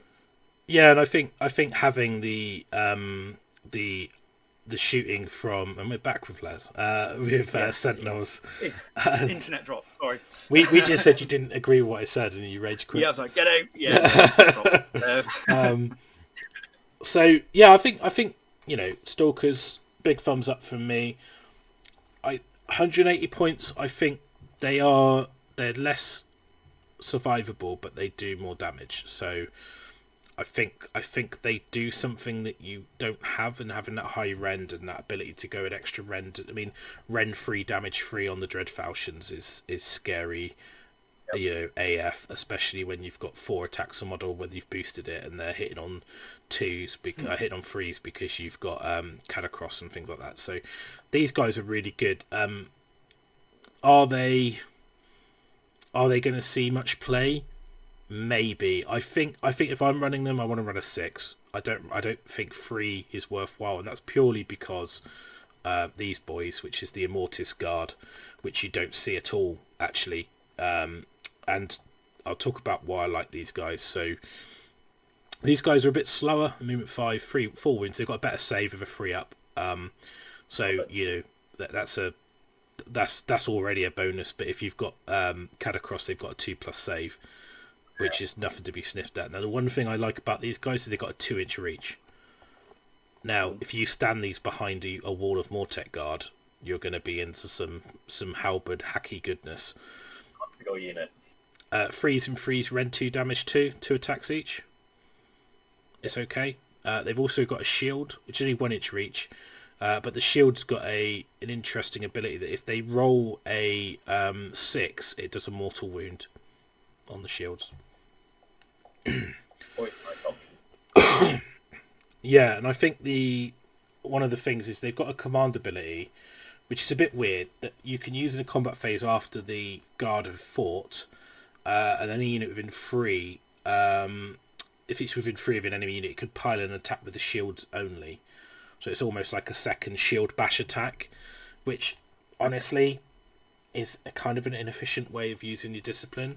It's not going to come into it much, but if you left one thing alive on 2 wounds, it's like, yes, hell yes. Yeah, and that allows you then to be free. So it gives you an option to have a second bite of the cherry. If you roll under average and you leave something alive, just with like 1 or 2 wins, you just think, God, I just really needed to kill that thing. You could just go, sod it, I'll spend the point and go. Movement, right? Like it's not particularly common, but you are getting a pile in. You could have. Yeah, it might allow you to get to an objective. It might allow you to kill the extra 2 models you need to capture an objective. It might allow you to finish off a big piece. So the difficulty with it is you don't normally have a Relentless Discipline point left at the end of this point because you're going to the end of the combat phase. Especially if you're going second. If you're going first in a round, you probably do have a discipline point left. But then you've got to weigh that up with, do I spend that point knowing full well I've got a turn, they've got a turn coming back at me and I might need it for my saves or something. If they've, I could be wrong here, but if on the wording of that ability, do they have to have someone within 3 to be able to pile in, or? Yeah, it says that if the unit is within 3 of an enemy unit. So, and then the Soulbound Protectors rule, which is quite interesting. So, if you allocate a wound or mortal wound to a friendly Ossiarch Bonereaper hero, which is within 3 of this unit on a 2+, it gets allocated to this unit instead. So, if you are using Nagash or Arkhan, it allows you to absorb damage from them. That's quite a big deal. Yeah. So I think it almost makes them a lot harder to alpha strike. So if you're running Nagash, it's a viable option to put a unit of these guys in, or Arkhan. Yeah. They are expensive for this, but they're not rubbish in combat either. And for me, having the reach where you can put them behind more tech guard to protect them, not that they particularly need protecting because they've got a decent armor save and stuff, but I think because of the healing and you can't put them back, you don't really want them to be focused. So they're pretty good. I think they're definitely a different role to the Stalkers. Yeah, but less obvious, I think, in terms of what they can do. Yeah, and I personally do like them. I think they've got a place in the army, but it's hard to find a spot for them. I think there's so much competition for the 200 point mark. I think they're one of the least appealing choices. See, Nagash and them in crematoriums, like them behind some Mortec guard that cause you wounds when they die, and keeping Nagash alive against shooting. I think the problem is that if you've got Nagash, you're probably not going to have 180 points spare for this unit. Yeah. And I think if you've got crematorium, then 20 points more, you've got harvester. So if you're not playing either of those, you go, well, I'd rather have the speed and offensive ability of the Stalkers than the defensive aspect of these, and sometimes you might not want to take the damage on these. Yeah, you might want the hero to get hurt because you know full well you can heal the wounds back. It's not like the army struggles with being defensive, is it? Let's face it, the others, they fulfill something that the army does struggle with, which is reaching out and touching people with something that's a Lone Ranger. And then the army is one of the best armies that has ever existed in Age of Sigmar at being resilient and also doing good damage in a slow-moving blob. So, like, you've got other things, multiple other things that do that. Yeah, I'd be interested to see if they come into their own in like a more, if you focused on these and you took like 2 6s and you used them in place of like more tech guard of your like main frontline troops, I'd be interested to see how they fare. If you're not going to take healing characters, because it's only Arkhan and Nagash, Katakros, and the Shaper that does it at a shorter range. But basically, if you're not relying on healing anyway, whether or not just having units of these guys with 10 more tech stood in front of them, and you take 3 blobs like that, because there is a formation which has these in it and the Morgos Arcai. So I wonder if these would be good in Ivory Host, actually. When I get to Ivory Host, I'll look at that. But that'd be a nice way to run an AVR list without a massive amount of small base models, wouldn't it? It's a very cool, different looking list. It'd be fun to play with and against. Yeah, it would look really cool because it's like that relentless shield march, like shield wall. But there's the Aegis Immortal Battalion, which is 1 Arcai unit and 2 units of guard.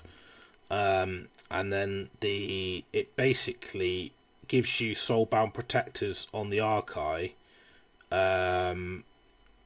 but also, which is that 2 up, that bounce the wound.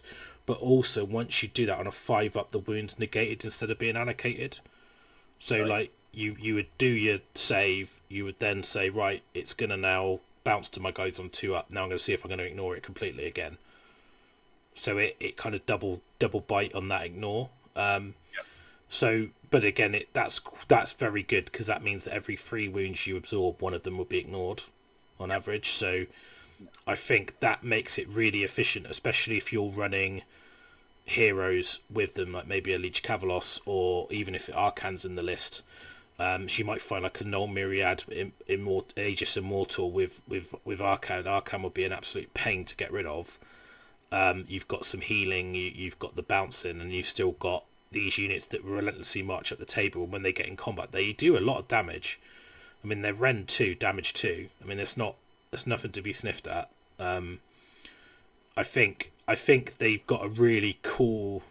It'll have a cool aesthetic. I don't know if it's that particularly powerful, but I could see a Null Myriad army with Arkhan leaning into this formation would be quite an interesting army to play with.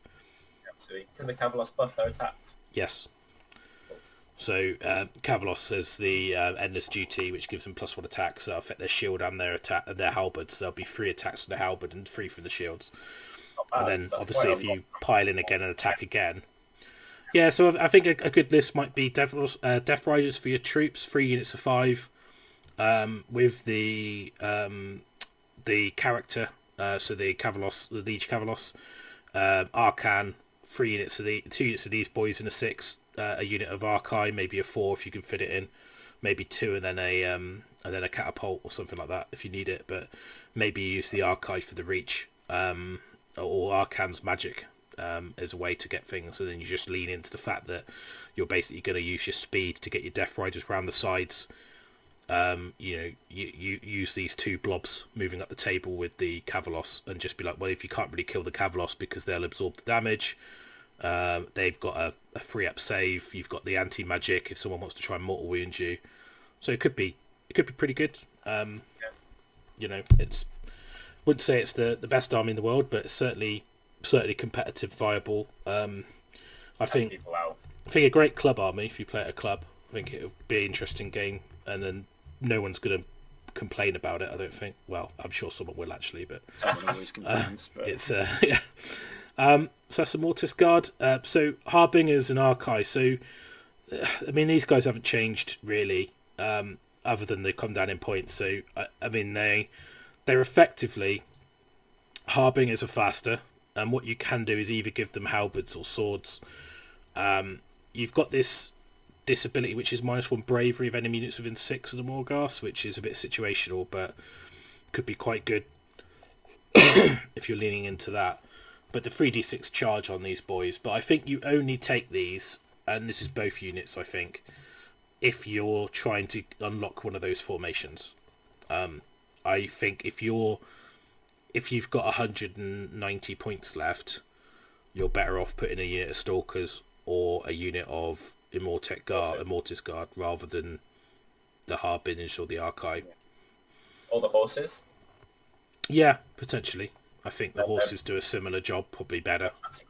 An elite unit, they kind of fall between the two, but they're an elite unit that can get healed, which I think is the really important thing with them. Obviously, you've got to be within range or whatever, but bringing back an entire 3 wounds tough horse hits pretty hard. It's a thing. Yeah, I think for me with the Harbingers and the Archive, because they've got 6 wounds, they're quite hard to remove a model before you get your chance to heal them if you've got healing in your list. The fact that the halberd is Rend 2 damage 3 with a 2-inch reach is really good, and you could put it on the Harbingers now, because you never used to be able to. They used to have the spirit swords. I think potentially the swords are better because you get 5 attacks, 3s, Rend 1 damage 2, but the halberds, because they're a bit swingy, but OBR have got quite a lot of ways to make the hit roll more reliable. They can be quite good. I think it's difficult to know which one to take. I think the spirit swords are more reliable, but the halberds have more damage potential, like from a swing point of view. In Petrifex as well, you could buff that Rend by 1, right? Yeah, if I was Petrifex, I'd probably always go with the swords, because you can go to Rend 2, and you don't really need Rend 3. Honestly, it's a bit overkill. Oh, I love it. I love when you roll for someone and whenever someone's got a 4+ save and you're like, so that's that, and this is just straight through to wounds, and they damage 3, that's devastating. Yeah, I suppose it's every potential save they make is 3 damage they're not taking, right? So it's I think the Arcane are quite interesting because obviously they get the mortal wound save on a 5-up, so they've almost come down in effectiveness because of the handbook change where you don't get the death save as well, so they've almost got worse. Yes. So I think for me that I would never take Arcane unless I'm running that formation where I have to take them, because out the two I'd always take the Harbingers. If I had to choose between the two, the Harbingers, I'd rather have the speed. Yeah, makes sense. Well, you've got the same choice of damage. Yeah, it's a threat, right? It's a big deal, and jumping over things like a lot of units. It's very easy to protect against a normal 2d6 jumping over the top charge, but it is really hard, especially if you just got 2 of them as well. It's very, very hard to protect against a small footprint that could be like 10 or 11 inches on average. That's very, very difficult to protect against. Yeah, and now the others don't get you the buff, like you said, with the saves. You may as well just take the faster ones and like make that charge more reliable. I mean, being able to charge outside of 18, at 18 is also, really handy. That one time that you get in the 18-inch charge is, it's amazing.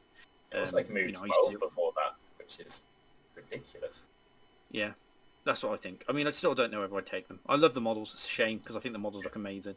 But I don't know whether knowing what little I do know about OBR, mostly from playtesting and playing against it, I never really took the Morghosts. It was always, I'd always take the Stalkers and stuff.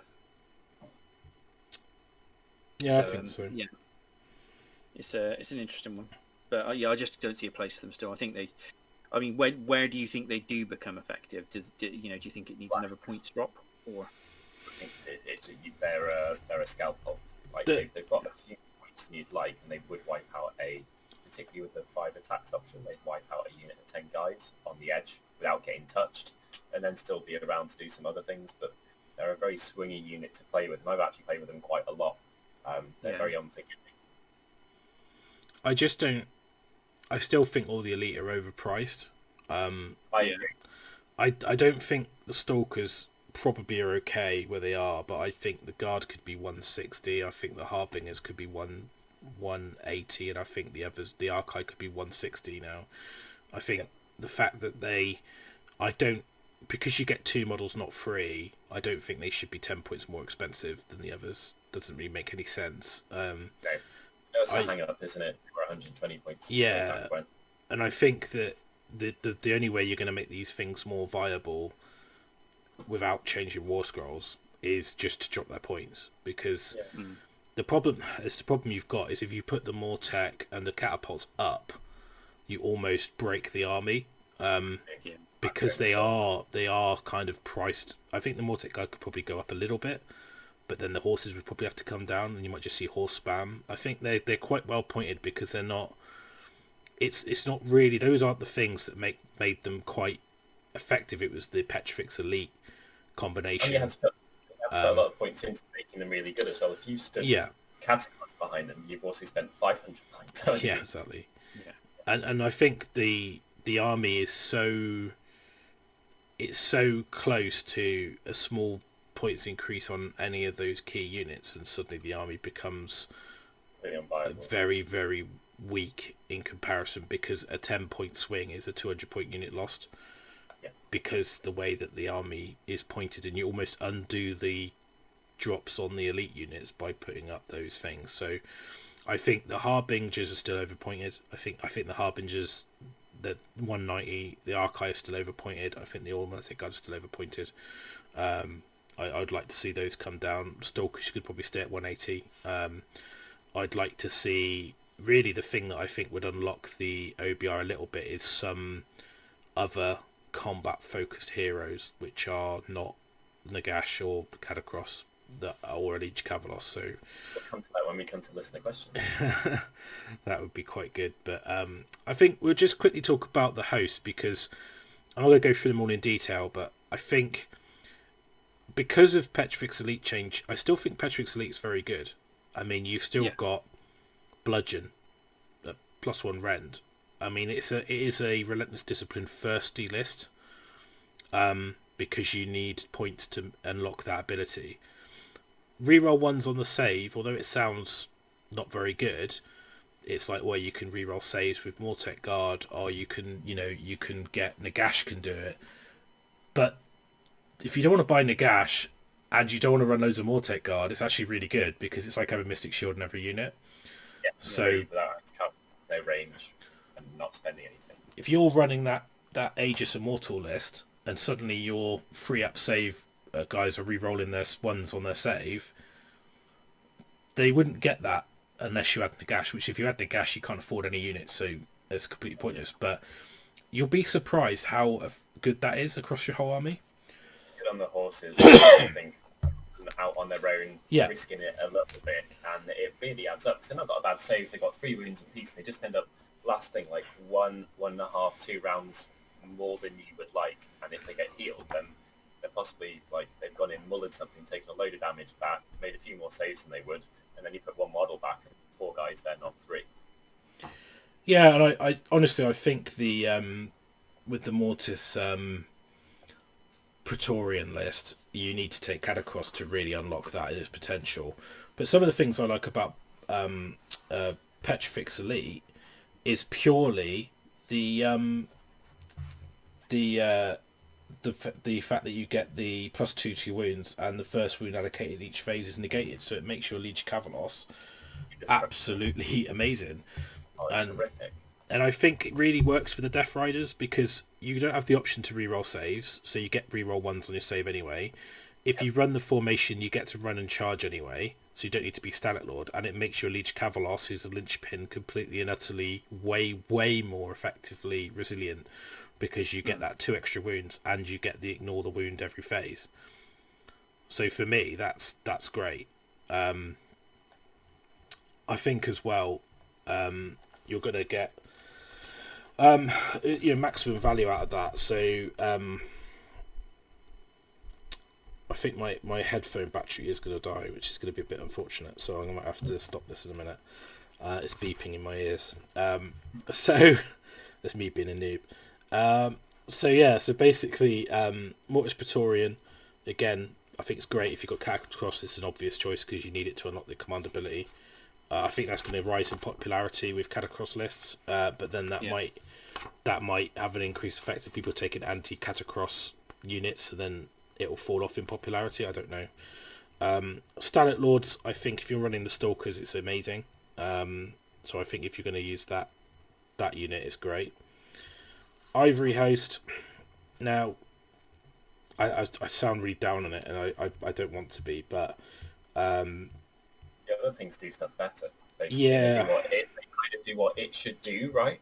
I think the problem is because at the start of the combat phase, you get if you're within 6 of a unit that has any wounds on it, you are subject to rage, and you get +1 to hit rolls, but you also subtract 1 from saves. So for me, that's it's like a negative. Then you have to spend Relentless Discipline to ignore the minus from save, and actually hit rolls aren't the problem with OBR. There are so many ways to buff hit rolls. Yeah. If it was wound rolls, it might be a bit... Yeah, I think that would make a massive difference if it was wound rolls. Like the save, that could have a Petrifex Elite, the flip side of that applied to it. What if you had to re-roll 6s to save rather than you got -1 to save? So I think the moment right? Yeah, something like that. I mean, I think it could definitely do with a boost. Let's just put it that way. I think if you're playing OBR, the Ivory Host is the only one that doesn't get a look in. Null Myriad, I think, is great. Team events especially, that's mega. If we're, I think in team events. You just want to talk for a bit. Yeah. Battery died on rusted headphones. So the weird thing about Null Myriad for me is it's particularly good against a lot of stuff. But then let's say you want to definitely stop the damage, or be much more likely to stop the damage on a 2+. If you're against anyone who's doing AOE type spells or things that affect multiple places, you are spaffing out RZP points like a boss, and that you're getting rid of them fast, and the army needs them to do other stuff. So particularly in a team event where you can pick what you're playing against. Oh, cool, they have, I don't know, Nagash. Or, like, it's a joke if they have Nagash. Okay, you Arcane Bolt, that hits one person. No, it doesn't. No, it doesn't. Oh, you cast that one on less than a 10. You can have one. Oh, no, you didn't. I got rid of it on a 5+ anyway. It's amazing in a team environment. I do like the items and options, but I think apart from Ivory Coast, the entire book, and maybe the Archive or the Harbingers, whichever one it is, every single thing in there has a place and a good option in pretty much anyone. I would love to see a monster heavy list like Undead Ogres. I think it's possible. I think it's viable. Like the Null, I think the Null Myriad is so good because, like I said, it's such a good Nagash Legion now. Or if you're running elites that you don't want to get affected by debuffs and magic. Yeah, keeping Arkhan alive. I played Tony with it, and obviously I wasn't doing magic much. I was playing with the orcs, but just the ability to, like, Arkhan was that little. He was perfectly annoying, basically, just how you'd play him, Russ. Like zapping around, slightly out of range. He's a threat though, and they just nipped over and took the last few wounds off a Maw Crusher. And being able to keep him alive, the other stuff in it's not bad. The options, the items, and stuff like that. I think it's very, very varied in terms of application. And the stuff that the army doesn't want to face, being a lot of mortal wounds or something like that, the army's strong enough anyway. You can take the approach that, let's say, Daughters did when shooting got really heavy and suddenly people were going the -1 to hit temple or whatever. You're good against pretty much everything in the game anyway. The thing that really undoes you is this. Okay, cool, we'll deal with that, and then you're more well-rounded. Yeah, and I think the Crematorium is so good if you run lots of Mortec Guard and Harvesters. It's funny. Because like 20-10 and a 5 of Cavalry and 1 or 2 Harvesters. It gives you so many options. Even running 10 up with a Harvester behind them is so irritating. Yeah, I played a smaller point game and I ran 10 of a Harvester and it was immense. So basically any time a model's slain by an attack, before it's removed, add 1 to the roll. If it's a hero monster on a 5-up, pick a unit within 3, take a mortal wound. But then you do that roll, do the damage, then the Harvester rolls to see if they come back anyway. So you get plus. On a 4-up, yeah. And then if you've got healing in your list. So I think, back that up with catapults, you've got a very solid static blob that can sit on objectives. Damned if you do, damned if you don't. Yeah. If your opponent has an elite monster and they go and try and kill your Mortex, they're not going to kill them, and they're going to die themselves, and your guys are going to come back to life. And then, let's say it's your turn next. 3 more are back. 3 more are back because of Arkhan or a banner, whatever it is. It's horrific. I've played it a lot, and it's one of the armies that's really, really easy to underestimate, and you very small footprint on the table and not look that scary, and everything just does way more than it should and doesn't die and hits harder than it should. I think it's really strong. Yeah, I think like Petrifex was just you auto choice unless you had Katakros, and now the change, although small, doesn't stop Petrifex being viable, but opens up the.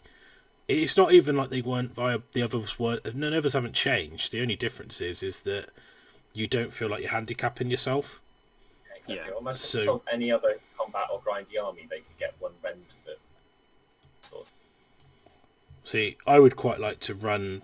I think more if I think about that Aegis Immortal sort of army, the more I like the idea of it. But the Stalkers in the Stalin Lords, I think, is super good. So I think Stalin Lords is a weird one because you think it works really well with the cavalry, but if you run the formation with the cavalry, you get the run in charge anyway. So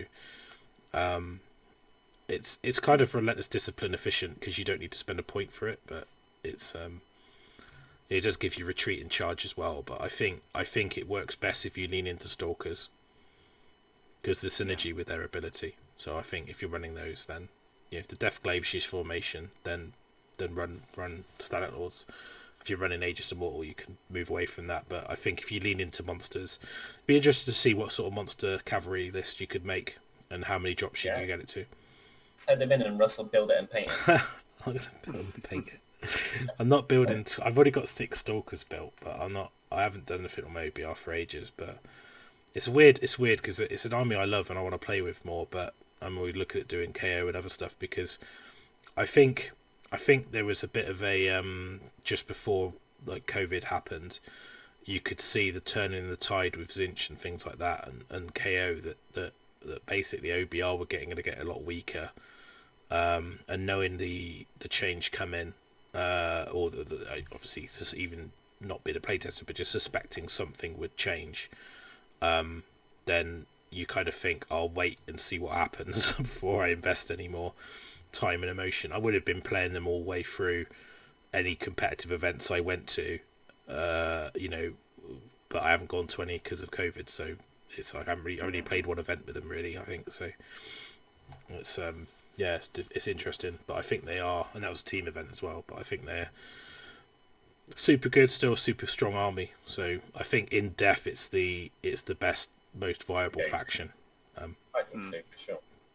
Shall we open up to some listener questions? Yeah. Want me to go from the bottom up? Yeah, just read them out. We think we've answered quite a lot of these already, like with just some of the stuff that we've talked about. So Dave Frazier asks, where's Terry, and is Ren 2 more important than +1 save? Should people still run Petrifex? Definitely answered the second one, and Terry is attempting to sweat out the weakness. He's at the gym, for those who don't know what that means. I think the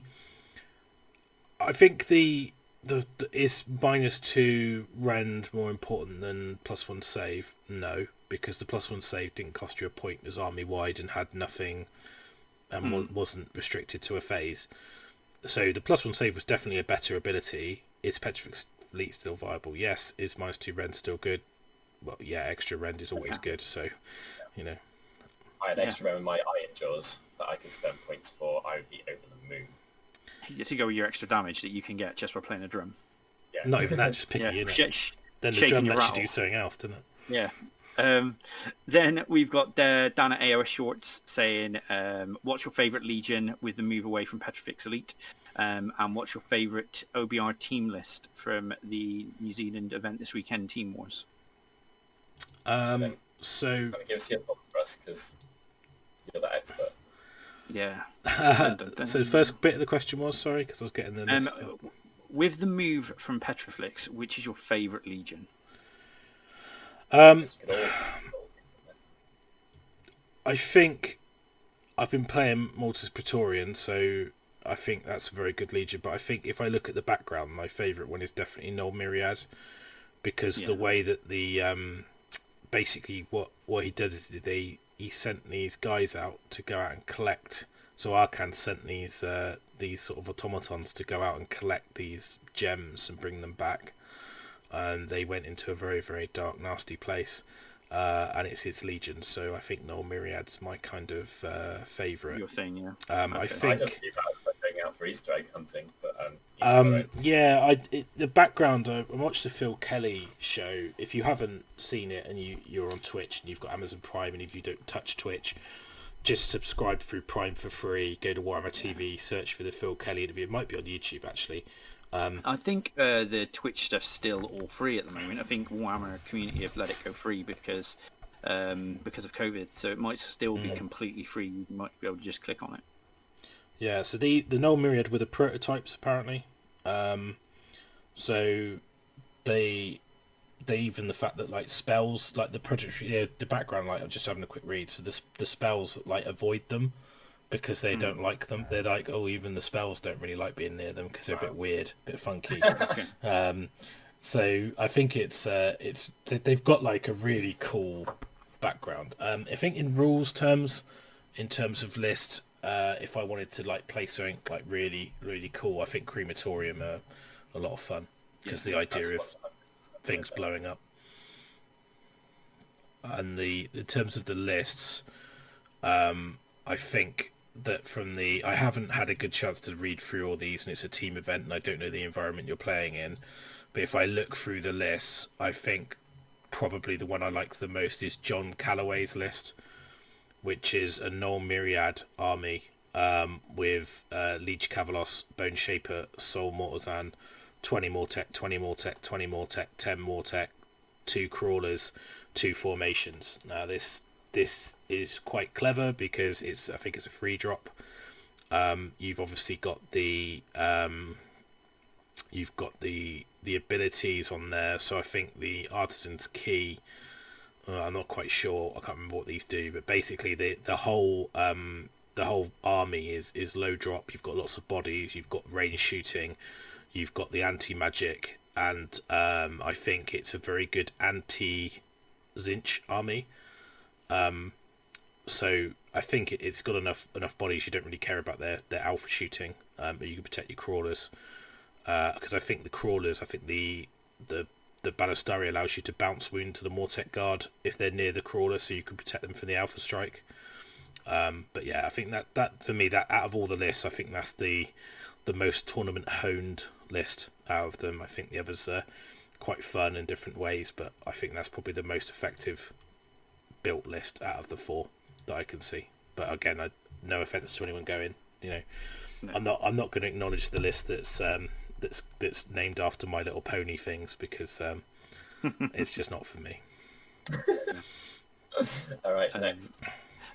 What unit type hero would you like to see added to OBR that would offer something new, stroke different? And that's from Pro Painted Podcast, Matt Yons. That's kind of began on that, didn't you? I would like to see a kind of infantry, like monstrous infantry captain type model, like a cross between a Stalker and an Immortec guard. Maybe it's sort of in between the two. Like an Immortis general or something. Yeah, so it's like they've obviously made like a construct general to look after the big boys. Or what would be really cool is like a flying bit like the Morghast, Arcane Harbingers, but a kind of maybe as a mount, cool. Or a monstrous hero would be cool, because they don't have any really. Like a flying Doom Ball type. Yeah, or whether it's just a massive Morghast construct, like a flying Morghast, almost like a. Yeah, but maybe it's got a character riding it and it's a mount. I don't know. Like one of the. Dude, I think that'd be amazing. Sort of like Arkhan's mount, something like that. But yeah, similar. So, but more with wings and base more probably around that sort of aesthetic, definitely. That yeah. And like, if you imagine like Arkhan's mount but bigger with wings and not like so that'd be cool. Yeah. So the next one is from Tronhammer. What is Katakros's entrance music? I think it's probably Bad to the Bone. So you imagine like when Arnie goes and walks into the bar, in Terminator 2, and it's that kind of thing going on. I think that would be cool. I actually do watch quite a bit of wrestling in my spare time. So if any of you are familiar with MJF and his "I'm better than you and I know it" entrance, then I think that would be great as well, because it's the arrogance that comes from that. Which I think I'm not going to paint Katakros in Burberry, but if you know, you know. If you don't know, just Google MJF entrance music. And I'd love to do him with a massive bling ring, like a dynamite diamond ring on his hand. So if you know, you know. If you don't know, then that's fine. But Yeah, amazing. Dave Roberts, we're not going to answer that question because you're rubbish at Sea of Thieves. I'm not. I can't even deny it. I mean, yeah, it's like that. It's a little bit of an in-joke, but Dave, you're rubbish at Sea of Thieves. On to the next one, Chris Rose. With the Petrifex change, which legion now best suits Nagash? Praetorian. No Myriad, I think. Yeah. If you're talking about pure Nagash, because Crematorium doesn't do anything for him, it complements really well if you've got lots of Mortec guard. But I think you want Harvesters, and then you don't have the points.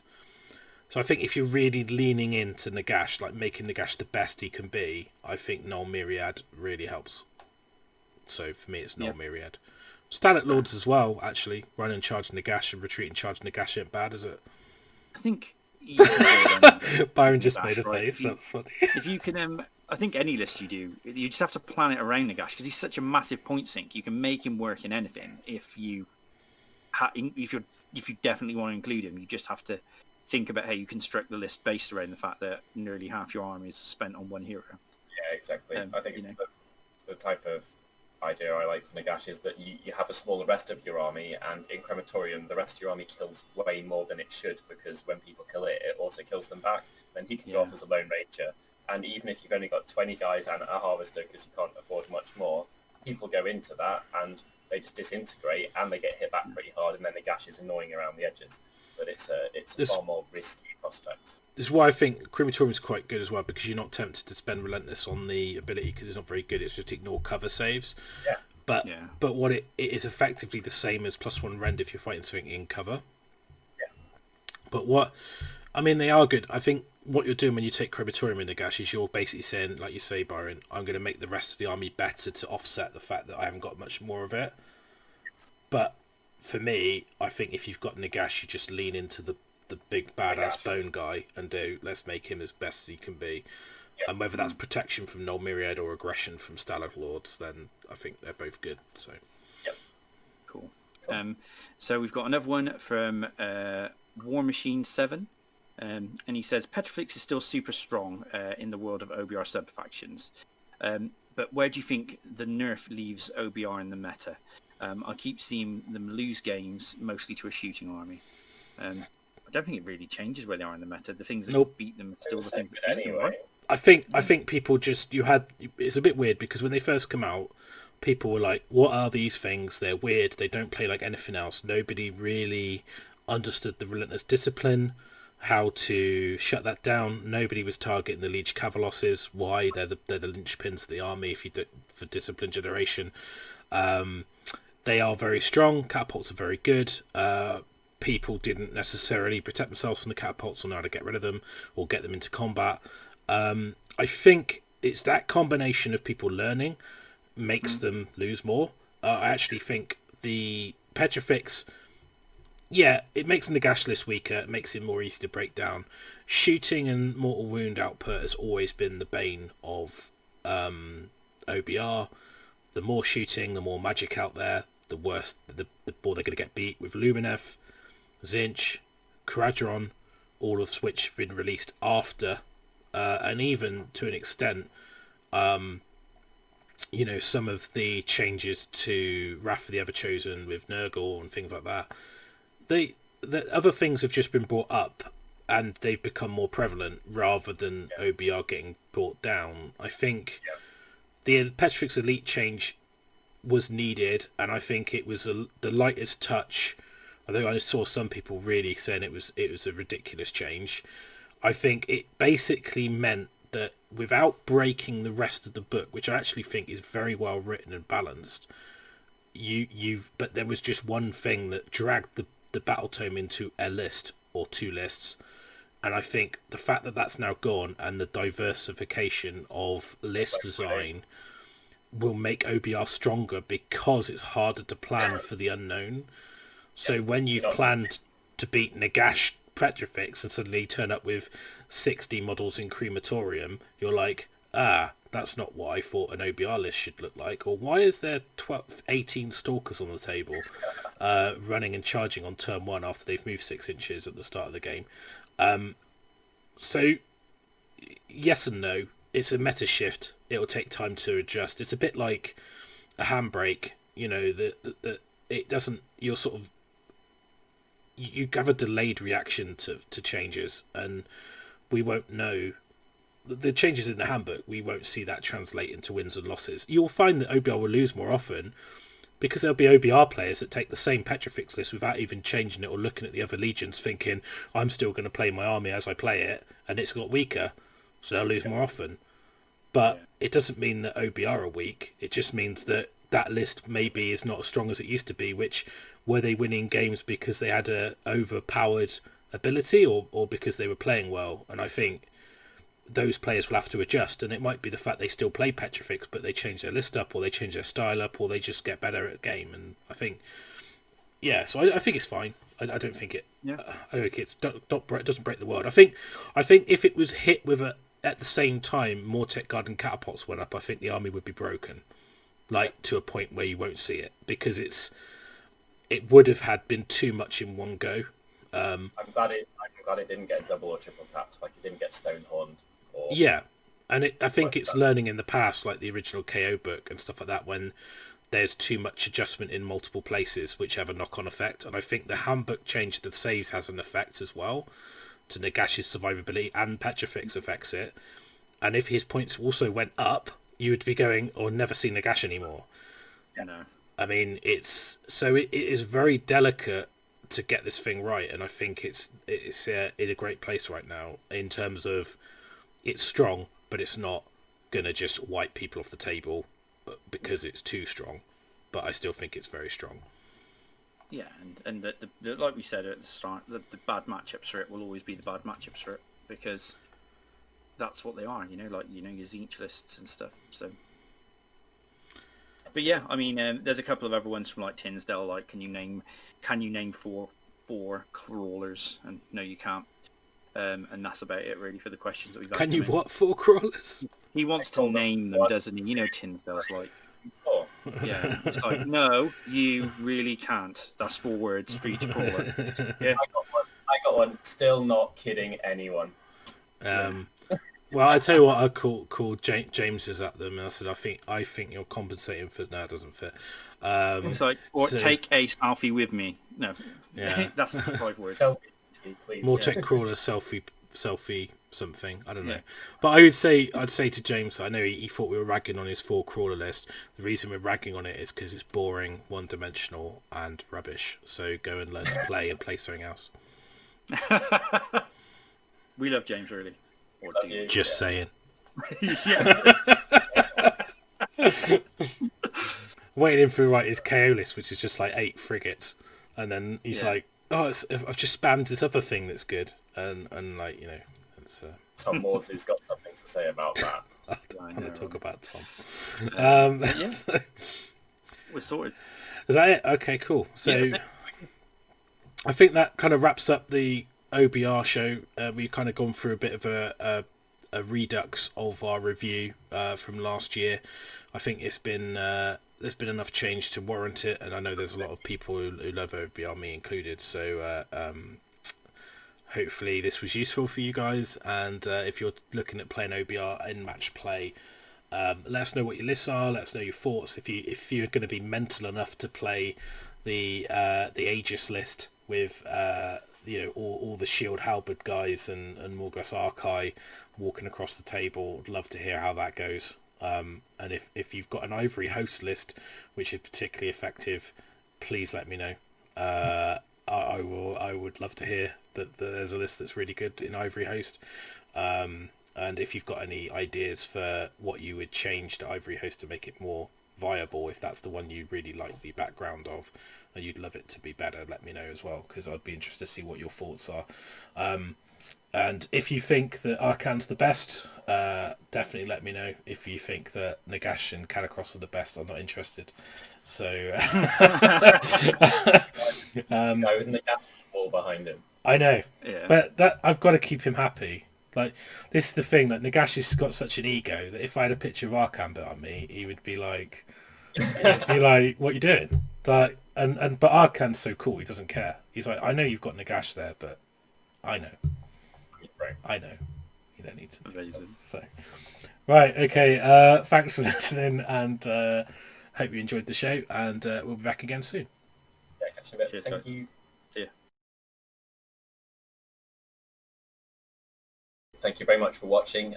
If you agree with what we said, let us know. If you disagree with what we said, let us know. Please like the video, comment and subscribe. And if you've got any suggestions for future, please pop them below. We read each and every one, and it really does give us some amazing ideas for future shows and stuff like that. Please follow us on social media, particularly Twitter. Before some shows, we'll put out just a quick, like, this is the comment, like, we've got this topic, what are your questions? And if you let us know, then address them immediately whilst we're recording, which is really useful. Also, check out our dice, which are available from Element Games. They're super gorgeous, and they're while stocks last, so you can support us by purchasing them there.